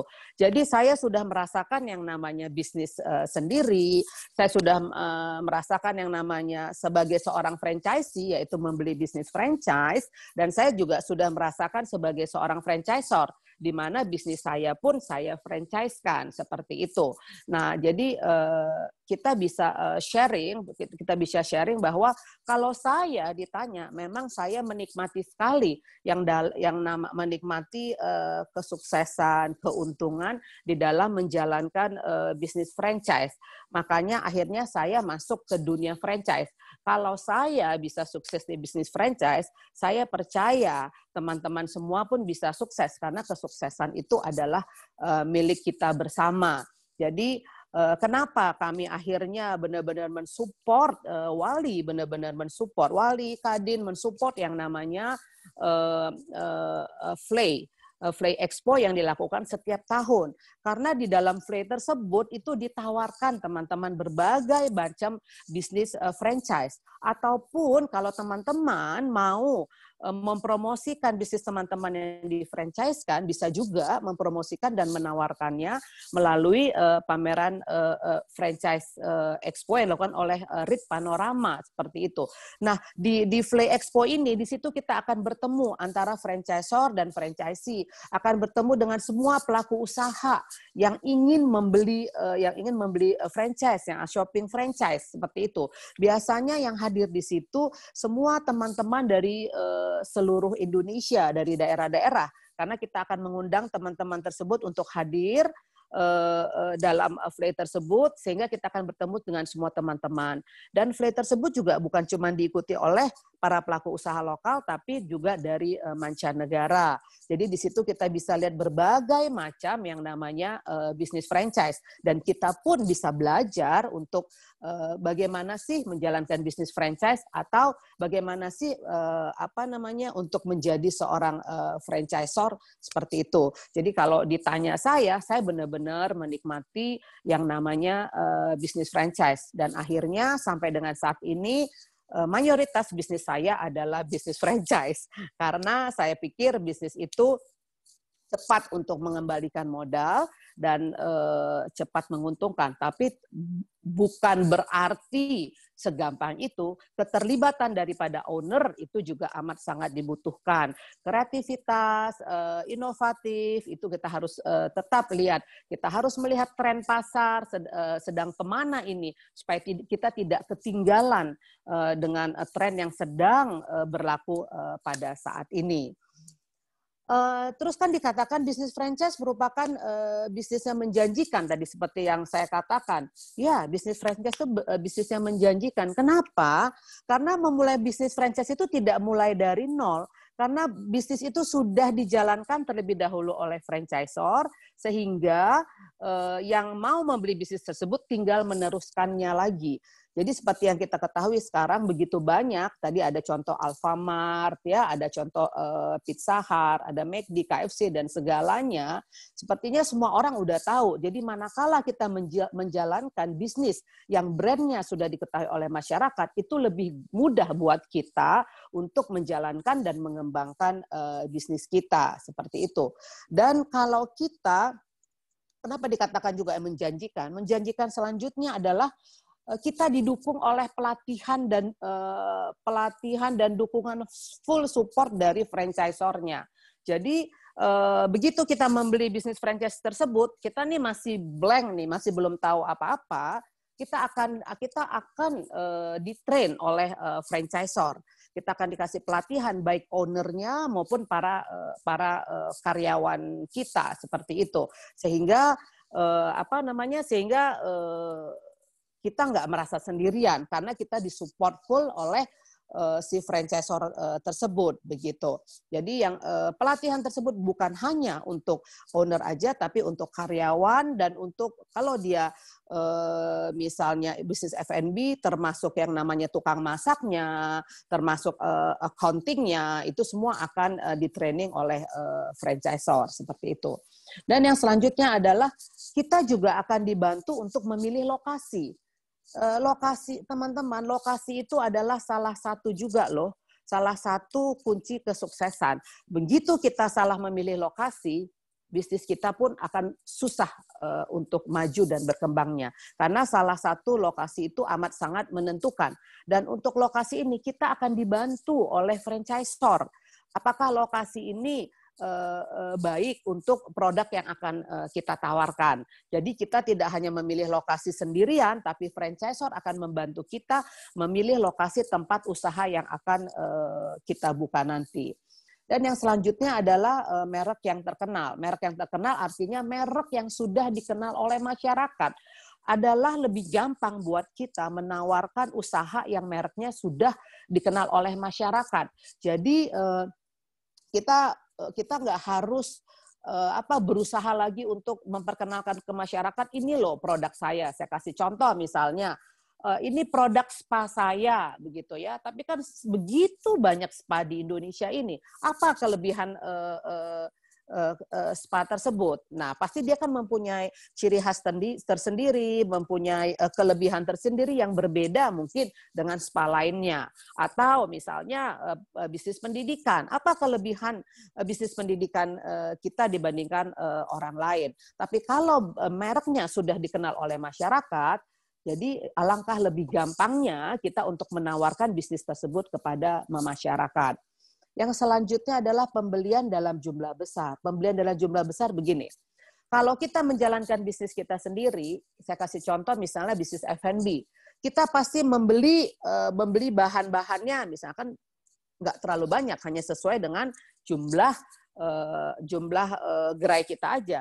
Tapi kalau kita mengambil franchise, biasanya si franchisor akan membeli produk dalam jumlah besar. Karena apa? Karena gerainya banyak, seperti itu. Dan apapun yang dibeli dalam jumlah besar, pasti harganya lebih murah dibandingkan membelinya dalam jumlah yang kecil, seperti itu. Lalu selanjutnya adalah yang keenam adalah biaya pemasaran. Bisnis itu butuh promosi. Ya, butuh promosi untuk sekalipun masyarakat sudah tahu, tapi kita perlu untuk nge-rewind kepada masyarakat. Khususnya kita perlu untuk menawarkan ke masyarakat apabila kita punya produk yang baru atau kita punya paket-paket yang baru. Nah, itu butuh promosi. Nah, biasanya promosinya itu sudah disiapkan oleh franchisor atau dari pusat. Dan selanjutnya adalah dukungan dari rekan franchisee. Nah, kalau kita sesama franchisee, biasanya kita bisa saling sharing, kita bisa saling support, sehingga bagaimana bisnis kamu di lokasi sana dan di lokasi sini. Dan itu bisa kita bisa saling support untuk memajukan bisnis kita. Oke, teman-teman, saya berharap apa yang saya sharingkan pada sore hari ini bisa bermanfaat bagi teman-teman semuanya. Kalau kita para pelaku bisnis franchise yang udah duluan, kami berharap teman-teman pun bisa mengikuti dan kita bersama-sama untuk memajukan bisnis franchise di Indonesia. Terima kasih Pak Deddy. Ya, terima kasih Bu Ita atas sharing knowledge-nya. Tadi sudah bicara soal franchise, soal haki, bahkan sukses story Bu Ita sendiri di industri waralaba ya Bu ya. Iya, terima kasih. Oke, baik Bapak Ibu sekalian, demikian sesi presentasi dari ketiga narasumber ahli kita. Selanjutnya kami akan membuka sesi tanya jawab.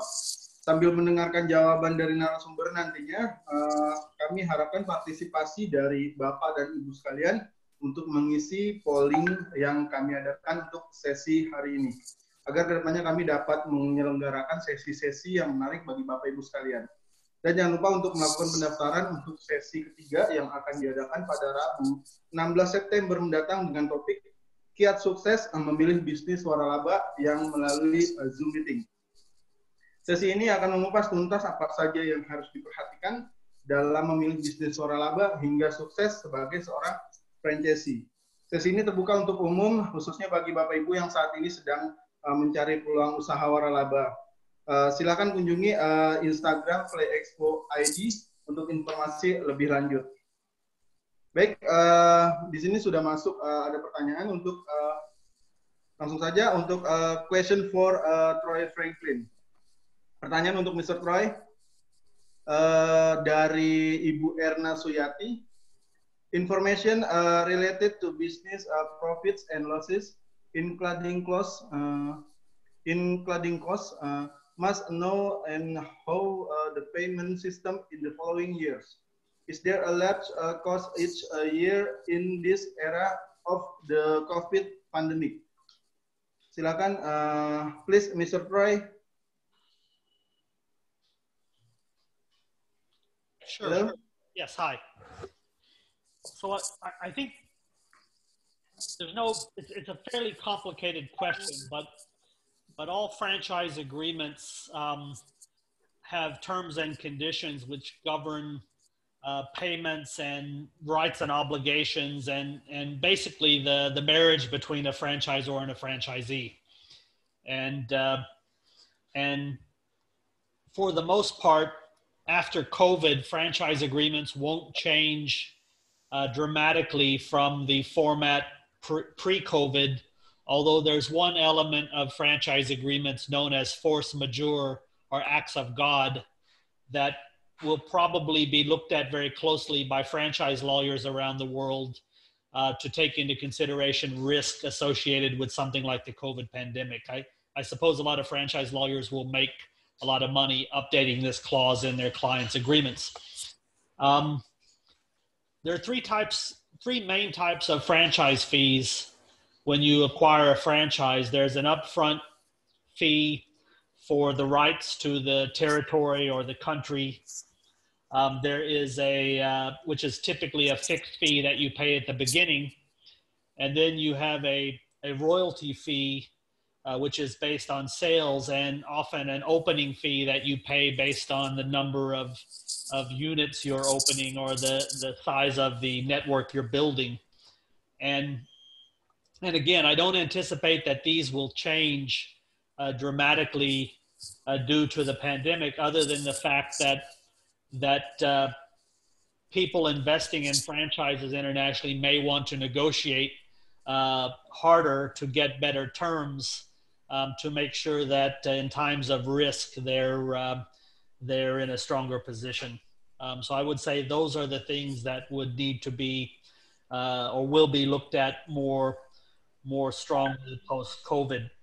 Example, if you were in Indonesia and your principal, the franchisor in America, couldn't help you or give you any ideas during the pandemic, you might say, I don't want to pay the royalties during this time because we can't generate revenue. And the principal may say, well, the royalties are due. And there could be some disagreement about what's fair and reasonable.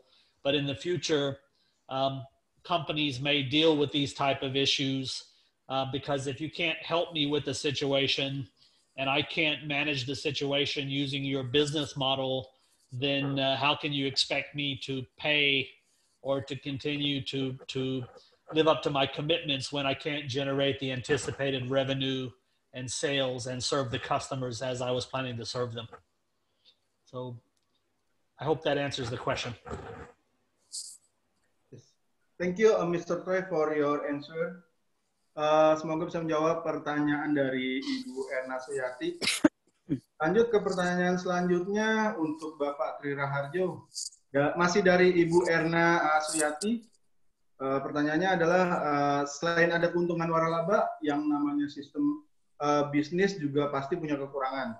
Pada era COVID-19 ini, kekurangan menjalankan bisnis waralaba, apakah patut jadi pertimbangan, Pak Tri? Mohon penjelasannya, Pak Tri. Oke, selamat sore Bu Erna Suyati gitu ya. Nah, bisnis franchise di balik keunggulannya tentu ada sisi kelemahan gitu ya, sisi kelemahan. Nah, buat calon mitra yang akan join di bisnis franchise atau calon franchisee yang akan join di bisnis franchise gitu sih, apa sih salah satu kelemahan di bisnis franchise? Satu, bisnis franchise itu sudah punya standar. Ketika sudah punya standar, diduplikasi ke seluruh jaringan bisnis gitu ya. Pernah kejadian suatu usaha resto di bidang bakso contoh gitu ya, dikembangkan di daerah Surabaya. Nah, ketika di Surabaya, franchisee melihat bahwa produk seperti rawon, seperti ayam penyet laku kencang gitu ya. Dan franchisee meminta pihak franchisor untuk memberikan izin untuk membuka produk tersebut. Ada beberapa franchisor yang mengizinkan membuat atau menyajikan produk yang disuggest oleh franchisee dengan izin tertentu, tapi ada beberapa memang yang tidak diizinkan dengan berbagai pertimbangan.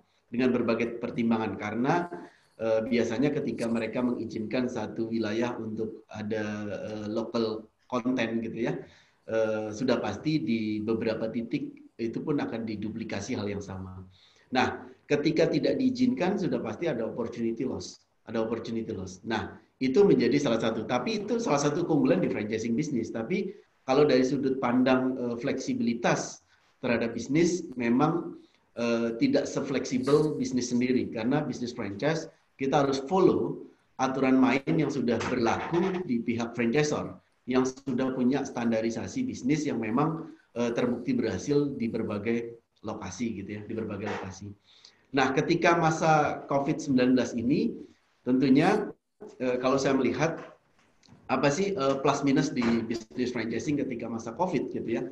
Nah, ketika masa COVID-19, bisnis yang lagi growth adalah bisnis yang terkait dengan online bisnis. Nah, rata-rata bisnis franchising itu adalah offline gitu ya. Mereka ada fisiknya, ada outletnya, sehingga konsumen datang. Nah, ketika ada aturan main tentang adanya PSBB, adanya social distancing dan physical distancing, dan beberapa mall mengalami penutupan gitu ya, ditutup gitu ya, memang tidak diperkenankan, sudah pasti ini akan kena imbas atau kena dampak gitu ya, kena dampak terhadap penjualan dari bisnis franchise tersebut. Nah, ketika terkena dampak, nah pihak franchisor itu harus sesegera mungkin memberikan suatu panduan baru bagaimana franchisee bisa mendapatkan peluang atau mendapatkan mendapatkan pendapatan melalui jalur online atau jalur digital. Contoh kalau di makanan adalah di delivery service-nya, kalau di apotek adalah e-commerce, membangun e-commerce yang bisa mengkonekkan orang bisa berbelanja melalui online dan bisa di-deliver dari outlet setempat gitu ya. Nah, aturan main ini saya kira perlu diterapkan di seluruh jaringannya supaya meminimalkan risiko penutupan dari suatu usaha franchising. Nah, ke depan kalau saya melihat bahwa bisnis franchise ke depan sangat erat dipengaruhi oleh digital gitu ya. Kenapa? Karena kalau saya perhatikan gitu ya, mulai dari point of sales-nya sekarang sudah secara digital kita bisa akses, bahkan melalui smartphone beberapa pelaku bisnis sudah mulai menerapkan sehingga kita bisa kontrol betul berapa revenue-nya, berapa cost-nya, berapa stoknya, berapa profit and loss-nya di suatu usaha kita. Beberapa pelaku bisnis sudah menerapkan sistem digitalisasi di point of sales-nya. Yang kedua, kalau saya melihat beberapa pelaku bisnis di bidang otomotif contohnya, mereka juga sudah mulai menerapkan konsep digital marketing untuk mensupport seluruh jaringannya. Contohnya, kalau sekarang itu banyak orang yang mengakses sosial media, ada 160 juta orang yang mengakses sosial media, ya mereka bisa mensupport promosinya melalui sarana sosial media.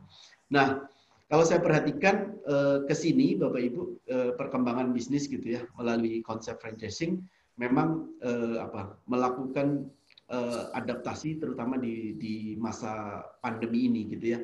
Memang beberapa sektor tidak terlalu terdampak gitu ya. Contoh di sektor retail minimarket gitu ya, itu tidak terlalu terdampak karena ini adalah kebutuhan pokok yang orang hampir setiap minggu itu datang dan melakukan transaksi gitu ya. Itu juga tidak terlalu terdampak. Bisnis-bisnis di bidang apotek saya kira juga tidak terlalu terdampak karena memang kebutuhan obat, kebutuhan alat kesehatan dan lain sebagainya lagi tinggi-tingginya gitu ya. Itu juga relatif menurut saya walaupun terdampak tapi tidak terlalu signifikan dibanding dengan sektor-sektor yang lain gitu ya. Dan yang lain adalah ketika kita berbisnis dengan pola franchise, kalau dari sisi franchisor dan franchisee, bisnis franchise ini adalah relationship bisnis. Ada franchisor dan franchisee. Tadi juga Bu Ita sampaikan bahwa bisa terjadi memunculkan adanya konflik, bisa saja terjadi itu. Sehingga bagaimana meminimalkan supaya tidak terjadi konflik antara franchisor dan franchisee biasanya akan dikuatkan dari sisi agreement-nya atau perjanjian waralabanya, sehingga pasal per pasal itu betul-betul perlu dituangkan secara rinci supaya meminimalkan risiko yang terjadi gitu ya, meminimalkan risiko yang terjadi baik dari sisi franchisor maupun dari sisi franchisee-nya. Nah, dengan pola kerjasama yang saling menguntungkan, saya kira bisnis franchise di Indonesia sangat berkembang, terbukti gitu ya, terbukti beberapa sektor industri sangat baik. Contoh di bidang laundry gitu ya, laundry di Indonesia sangat berkembang, bahkan laundry kiloan itu juga sangat growth-nya sangat positif. Di bidang F&B saya kira ini dominasinya sangat kuat gitu ya. Ada 40% pemain di bidang F&B khususnya di franchising didominasi oleh bidang F&B gitu ya. Kalau masa pandemi bidang travel ini bidang yang sangat terkena imbas gitu ya. Sangat terkena imbas karena orang enggan untuk bepergian karena harus mesti rapid test dan lain sebagainya gitu ya. Ini juga akan terkena imbas, kena dampak gitu ya. Kalau di sektor usaha skala kecil, kalau saya perhatikan dari bulan Maret sampai Juni memang mengalami kena imbas, tapi ketika sudah Juli, Agustus, September ini sudah mulai bertumbuh kembali, bahkan permintaan untuk investasi yang skala kecil pertumbuhannya sangat tinggi gitu ya. Nah, kalau investasi yang sudah di atas 1 miliar, saya kira ketika memilih di era pandemi ini perlu hati-hati gitu ya, perlu betul-betul memikirkan bagaimana strategi untuk achieve targetnya, karena bagaimanapun situasinya belum senormal sebelum terjadi pandemi. Nah, kapan sih berpotensi normal? Kalau saya perhatikan, kalau berdasarkan data-data yang ada gitu ya, kuartal kedua ini kan masih minus 5,32 gitu ya. Kuartal ketiga diproyeksi oleh beberapa pengamat itu juga secara ekonomi masih minus gitu ya. Masih minus. Nah, kuartal keempat kemungkinan sudah berangsur ke positif gitu ya, berangsur ke positif. Diharapkan tahun 2021 mudah-mudahan sudah kembali normal sehingga kita bisa beraktivitas lebih leluasa. Saya kira itu, Mas Dedi, mudah-mudahan bisa menjawab pertanyaannya. Terima kasih. Terima kasih Pak Tri, semoga bisa menjawab pertanyaan dari Ibu Erna Suyati. Beliau merupakan seorang wira swasta di bidang apotek. Untuk pertanyaan selanjutnya mungkin dari Bapak Levi Wibawa. Bagaimana saya bisa mendapatkan list bisnis franchise yang ada? Mungkin ini bisa saya bantu jawab ya, pertanyaan dari Bapak Levi Wibawa sendiri.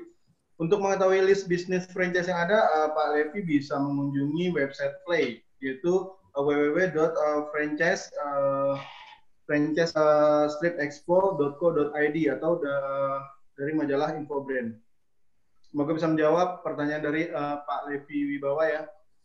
Selanjutnya pertanyaan dari Bapak Arif Ramdan, apakah bisa ikut usaha franchise jika belum punya modal? Mungkin Pak Tri atau Bu Ita bisa bantu jawab. Ita, silakan Bu. Gimana kalau belum punya modal mau? Pertanyaannya gimana? Ya, apakah bisa ikut usaha franchise tapi belum punya modal gitu Bu? Oke. Maksudnya belum punya modal tapi Bapak udah punya bisnisnya? Pertanyaannya jadi gini, kalau kita mau berbisnis franchise, kita punya bisnis yang kita lakukan sendiri sebelum franchise. Nah, kita mau memfranchise-kan bisnis kita, tadi Bapak bilang belum punya modal. Apakah maksud seperti itu? Memang kalau kita mau mengembangkan bisnis kita dengan tidak harus berinvestasi banyak, ya kita bisa memfranchise-kan bisnis kita seperti itu. Karena apa? Karena kalau kita mau mengembangkan usaha kita, misalnya kita mau buka gerai-gerai selanjutnya, tentu kan itu butuh investasi. Tapi dengan kita franchise-kan untuk membuka gerai yang selanjutnya, itu investasi dilakukan oleh si yang namanya franchisee seperti itu. Dan yang kita dapat sebagai franchisor adalah biasanya itu dapat franchise fee, kita dapat royalty fee, dan nama brand kita pun semakin berkembang karena dengan membuka gerai di mana-mana yang dilakukan oleh franchisee seperti itu Pak. Jadi kalau tadi dibilang tanpa modal, saya berasumsi modal di mana Bapak sudah mempunyai bisnis sendiri yang mau dikembangkan menjadi bisnis franchise seperti itu. Memang kalau untuk mengembangkan bisnis kita menjadi bisnis franchise butuh modal walaupun istilahnya ya modal tapi tidak sebesar investasi kalau kita buka gerai-gerai kita yang selanjutnya seperti itu. Tapi dengan kita memfranchise-kan bisnis kita, kita dapat benefit. Dapat benefit apa tadi yang sudah saya jelaskan? Benefit royalti yang dibayarkan di awal dan franchise fee yang dibayarkan di awal dan royalti fee yang kita dapatkan setiap bulan daripada dari si franchisee-nya seperti itu. Saya rasa Mas Denny. Bu Ita, mungkin maksud pertanyaan dari Pak Arif Ramdan ini sebagai franchisee, apakah bisa ikut usaha franchise jika belum punya modal? Artinya dia ingin ikut usaha itu, tapi dia belum punya modal, Bu. Apa solusinya gitu mungkin? Oh, oke. Berperan sebagai franchisee-nya gitu, calon franchisee. Bukan dia calon franchisee, ya. Dia calon franchisee tapi dia belum punya modal seperti itu. Ya. Bisa saya sarankan Pak, sekarang kita bisa ambil loan dari bank karena bank pemerintah itu mensupport para pelaku usaha untuk mengambil loan atau pinjaman untuk menjalankan bisnis franchise. Sekarang rata-rata bank itu lebih senang memberikan kredit terhadap orang yang mau membeli bisnis franchise. Kenapa? Kenapa? Karena bank itu udah tahu kalau yang namanya bisnis franchise itu kan bisnis yang sudah terbukti berhasil. Sehingga kalau ada pelaku usaha yang mau membeli bisnis yang sudah berhasil, itu kan membuat pihak bank juga mengecilkan resiko yang terjadi seperti itu. Jadi memang udah beberapa tahun ini ada beberapa bank yang menawarkan kredit untuk para pelaku usaha untuk mengambil yang namanya bisnis franchise atau waralaba. Dan biasanya yang bunganya murah itu adalah dari bank-bank pemerintah. Mereka yang menawarkan pinjaman dengan bunga yang murah. Seperti itu, Mas Denny. Artinya kita bisa melakukan pinjaman ke bank ya, Bu ya? Iya, dengan pinjaman ke bank, seperti itu. Semoga bisa menjawab pertanyaan dari Pak Arif Ramdan. Selanjutnya, pertanyaan dari Bapak atau Ibu Novi Setiawan. Selamat sore, dari awal mengikuti webinar ini sangat bermanfaat sekali. Apakah boleh kami dibagi juga untuk PowerPoint-nya? Nanti akan kami kirimkan ke email dalam bentuk PDF dalam minggu ini ya, Bapak atau Ibu Novi. Oke, selanjutnya pertanyaan kali ini sepertinya khusus untuk Patri. Dari Bapak Tarwan M. Said. Sore Patri, mohon informasi prosedur untuk menjadi anggota Perhimpunan Wali. Silahkan Patri bantu jawab. Oke, Bapak Ibu yang tertarik dengan join dengan Perhimpunan Waralaba dan Lisensi Indonesia, kami pertama adalah Pak Tarwan ini bidangnya kalau nggak salah fried chicken ya di daerah Jawa Timur gitu ya, di daerah Jawa Timur. Yang pertama memang mayoritas anggota Perhimpunan Wali adalah para franchisor, pemilik bisnis franchise, pemilik bisnis kemitraan atau pemilik bisnis lisensi gitu ya. Yang kedua adalah Bapak Ibu memang mengembangkan bisnisnya dengan pola-pola itu tadi yang saya sebutkan. Nah, nanti kita bisa kirimkan prosedurnya untuk menjadi anggota wali gitu ya.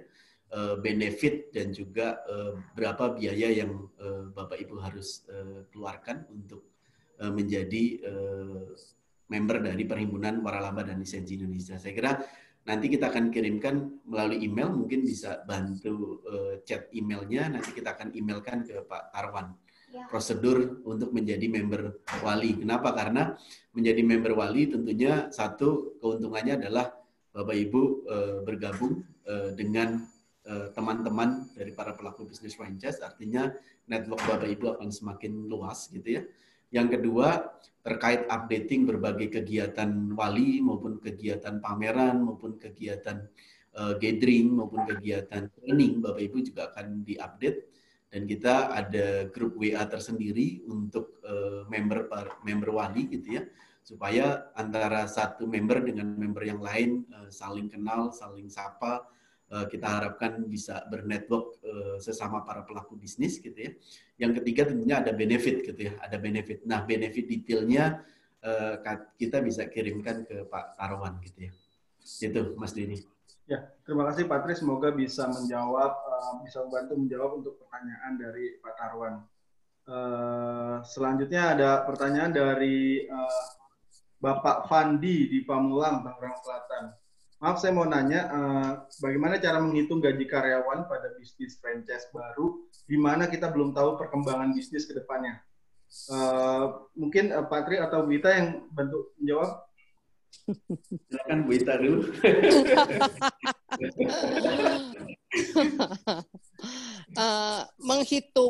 Menghitung gaji, kita kan memang ada aturannya Pak ya, ada UMR, Bapak ikut di mana nih, UMR Jakarta atau UMR Tangerang atau Bogor, itu kan berbeda-beda ya. Jadi memang gaji pun tergantung lokasi di mana kita membuka. Tadi kalau Bapak katakan bahwa ini kan baru bisnisnya baru berjalan, jadi belum tahu apakah maju atau tidak. Mungkin banyak juga mensiasatinya seperti apa begitu Pak. Apakah di dalam gaji tersebut nanti diinkludkan dengan misalnya uang makannya, transportnya seperti itu. Jadi memang butuh butuh kerja sama juga dengan karyawan kita supaya karena kita seperti ini loh Pak, kita maju kena mundur kena. Karena saya pun sebagai seorang pelaku bisnis, karena kalaupun karyawan kita itu kurang, nanti dia kerjanya juga kurang semangat seperti itu karena dia memikirkan kekurangan biaya hidup dia. Bukan berarti kita harus mengcover biaya hidup karyawan kita, tidak begitu, tapi dengan memperhatikan mungkin kalau kita tidak bisa memberikan gaji yang terlalu besar, kita bisa mengcover dengan menyiapkan makan siang mereka di restoran seperti itu. Jadi itu kan bisa membantu mengurangi pengeluaran karyawan kita. Tadi kalau pertanyaan Bapak, berapa sih gajinya? Nah, tadi saya mau katakan bahwa gaji itu tergantung. Kalau kita mau fairnya sih biasanya tergantung UMR ya Pak. UMR di mana kita membuka bisnis tersebut. Begitu Pak. Kalau Pak Tri mau lanjutin, mau nambahin? Mungkin Pak Tri ada tambahan? Oke, Pak Tri suaranya. Termute ternyata. Yang disampaikan Bu Ita udah komplit ya, sudah komplit. Memang biasanya standarnya UMR. Nah, apakah ada yang di bawah UMR? Yaitu tergantung kebijakan perusahaan masing-masing. Tapi memang disarankan sih sesuai standar pemerintah gitu ya. Tapi biasanya memang pihak franchisor sudah punya format gitu ya. Format tadi Bu Ita kan juga sudah sampaikan ada uang transport enggak, uang makan, uang kehadiran misalkan gitu ya, supaya motivasi dari tim kita juga cukup baik gitu ya. Apakah ada sistem fee based income atau tidak gitu ya, supaya motivasi itu memang ketika kita buat ke dalam structure gaji yang buat karyawan kita, supaya mereka betul-betul termotivasi gitu ya untuk bekerja secara optimal. Itu Mas Dedi. Ya. Terima kasih Pak. Terima kasih Pak Tri, terima kasih Bu Ita, semoga bisa menjawab pertanyaan dari Pak Pandi. Terakhir ada pertanyaan dari Pak Alfian. Mohon saran Pak, mohon saran dan petunjuknya untuk dapat membantu atau tim franchise. Apakah ada training untuk kita bisa membuat usaha kita yang ada agar dapat dijadikan bisnis franchise? Mungkin Pak Tri bisa jawab. Oke, baik. Nah, apakah ada training untuk membuat usaha kita menjadi usaha franchise? Bapak Ibu, pada sesi webinar series gitu ya, nanti ada sesi How to Franchise Your Business yang akan diisi oleh International Franchise Business Management oleh Pak Burang Riyadi gitu ya. Nanti akan diinfokan oleh REIT Panorama Exhibition. Bahkan dari pihak Wali sendiri gitu ya, beberapa waktu lalu saya sama Bu Ita gitu ya, dan teman-teman di Wali bikin kegiatan scale up your business melalui franchise. Itu kita adakan di Jogja ya Bu Ita ya. Iya, betul. Jogja, pesertanya cukup banyak. Ya, karena memang banyak orang yang tertarik dengan konsep franchise, bisnisnya ingin dikembangkan dengan franchise. Tapi paling tidak Bapak Ibu mungkin kalau Bapak Ibu akan mengembangkan franchise itu kan tadi ada 6 syarat gitu ya. Satu, pastikan bahwa bisnis Bapak Ibu sudah menguntungkan gitu ya. Nah, artinya apa? Kalau bisa sudah balik modal, ini lebih baik, dan usia bisnisnya 5 tahun. Nah, kalau belum, jangan menggunakan konsep franchising. Nah, biasanya disarankan menggunakan pola business opportunity atau pola kemitraan. Karena belum memenuhi syarat gitu ya, belum memenuhi syarat franchise.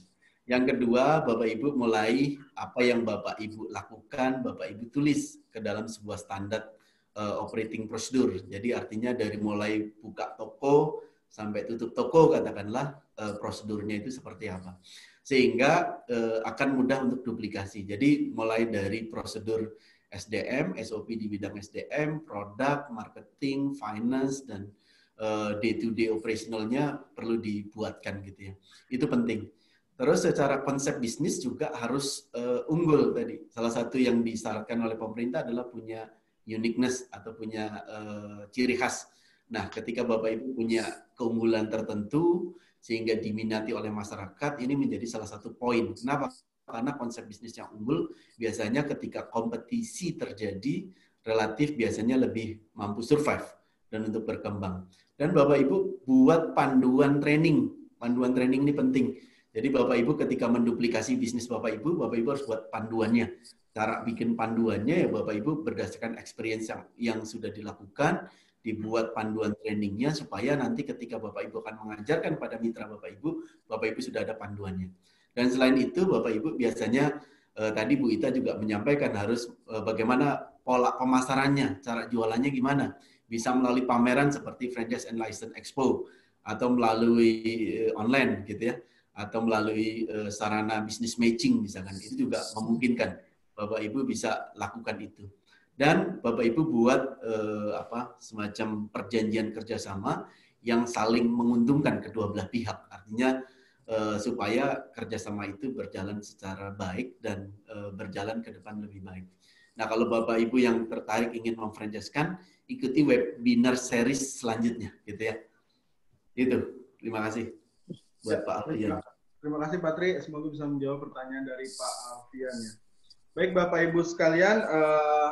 Baru saja kita saksikan sharing knowledge dari para narasumber ahli kita, khususnya yang ahli di bidang waralaba.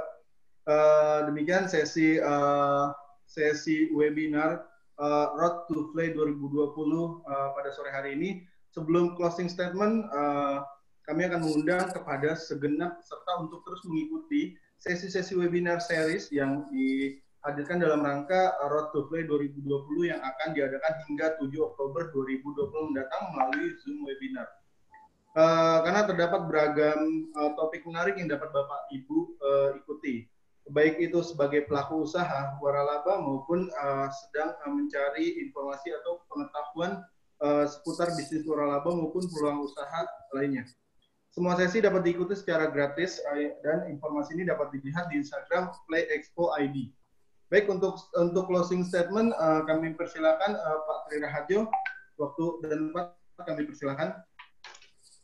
Bapak Ibu yang tertarik dengan bisnis franchise, saya kira bisnis franchise memiliki berbagai keunggulan, mulai dari brand, mulai dari sistem, mulai dari sisi support gitu ya, dan juga adanya dukungan berkelanjutan. Franchise sebagai salah satu solusi buat Bapak Ibu yang sedang mencari opportunity bisnis gitu ya, karena relatif risikonya lebih kecil.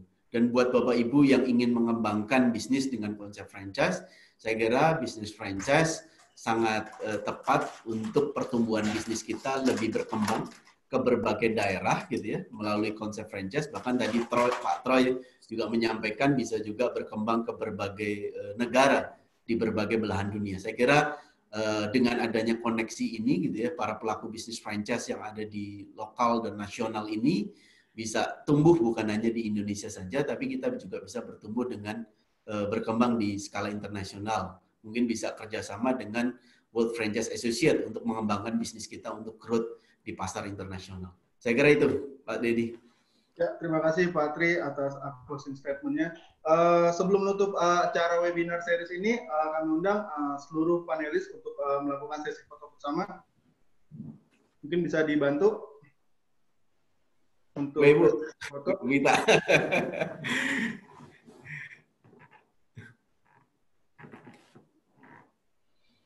Mas Dedi, diababain. Bisa? Sudah bisa dimulai? Saya hitung ya.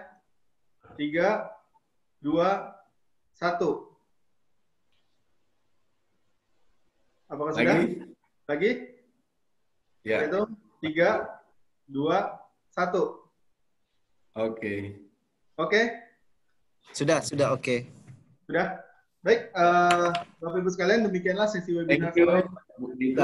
Demikianlah sesi webinar series pada sore hari ini.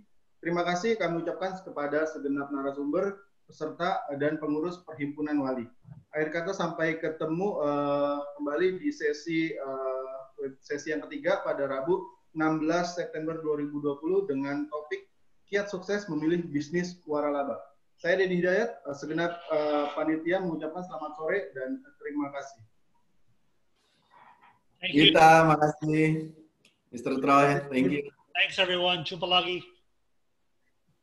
Troy, thank you. Bu Ita, terima kasih. Pak Tri, terima kasih. Pak Dedi, terima kasih Pak. Tim, thank you. Sampai jumpa minggu depan. Ya. Sukses terus.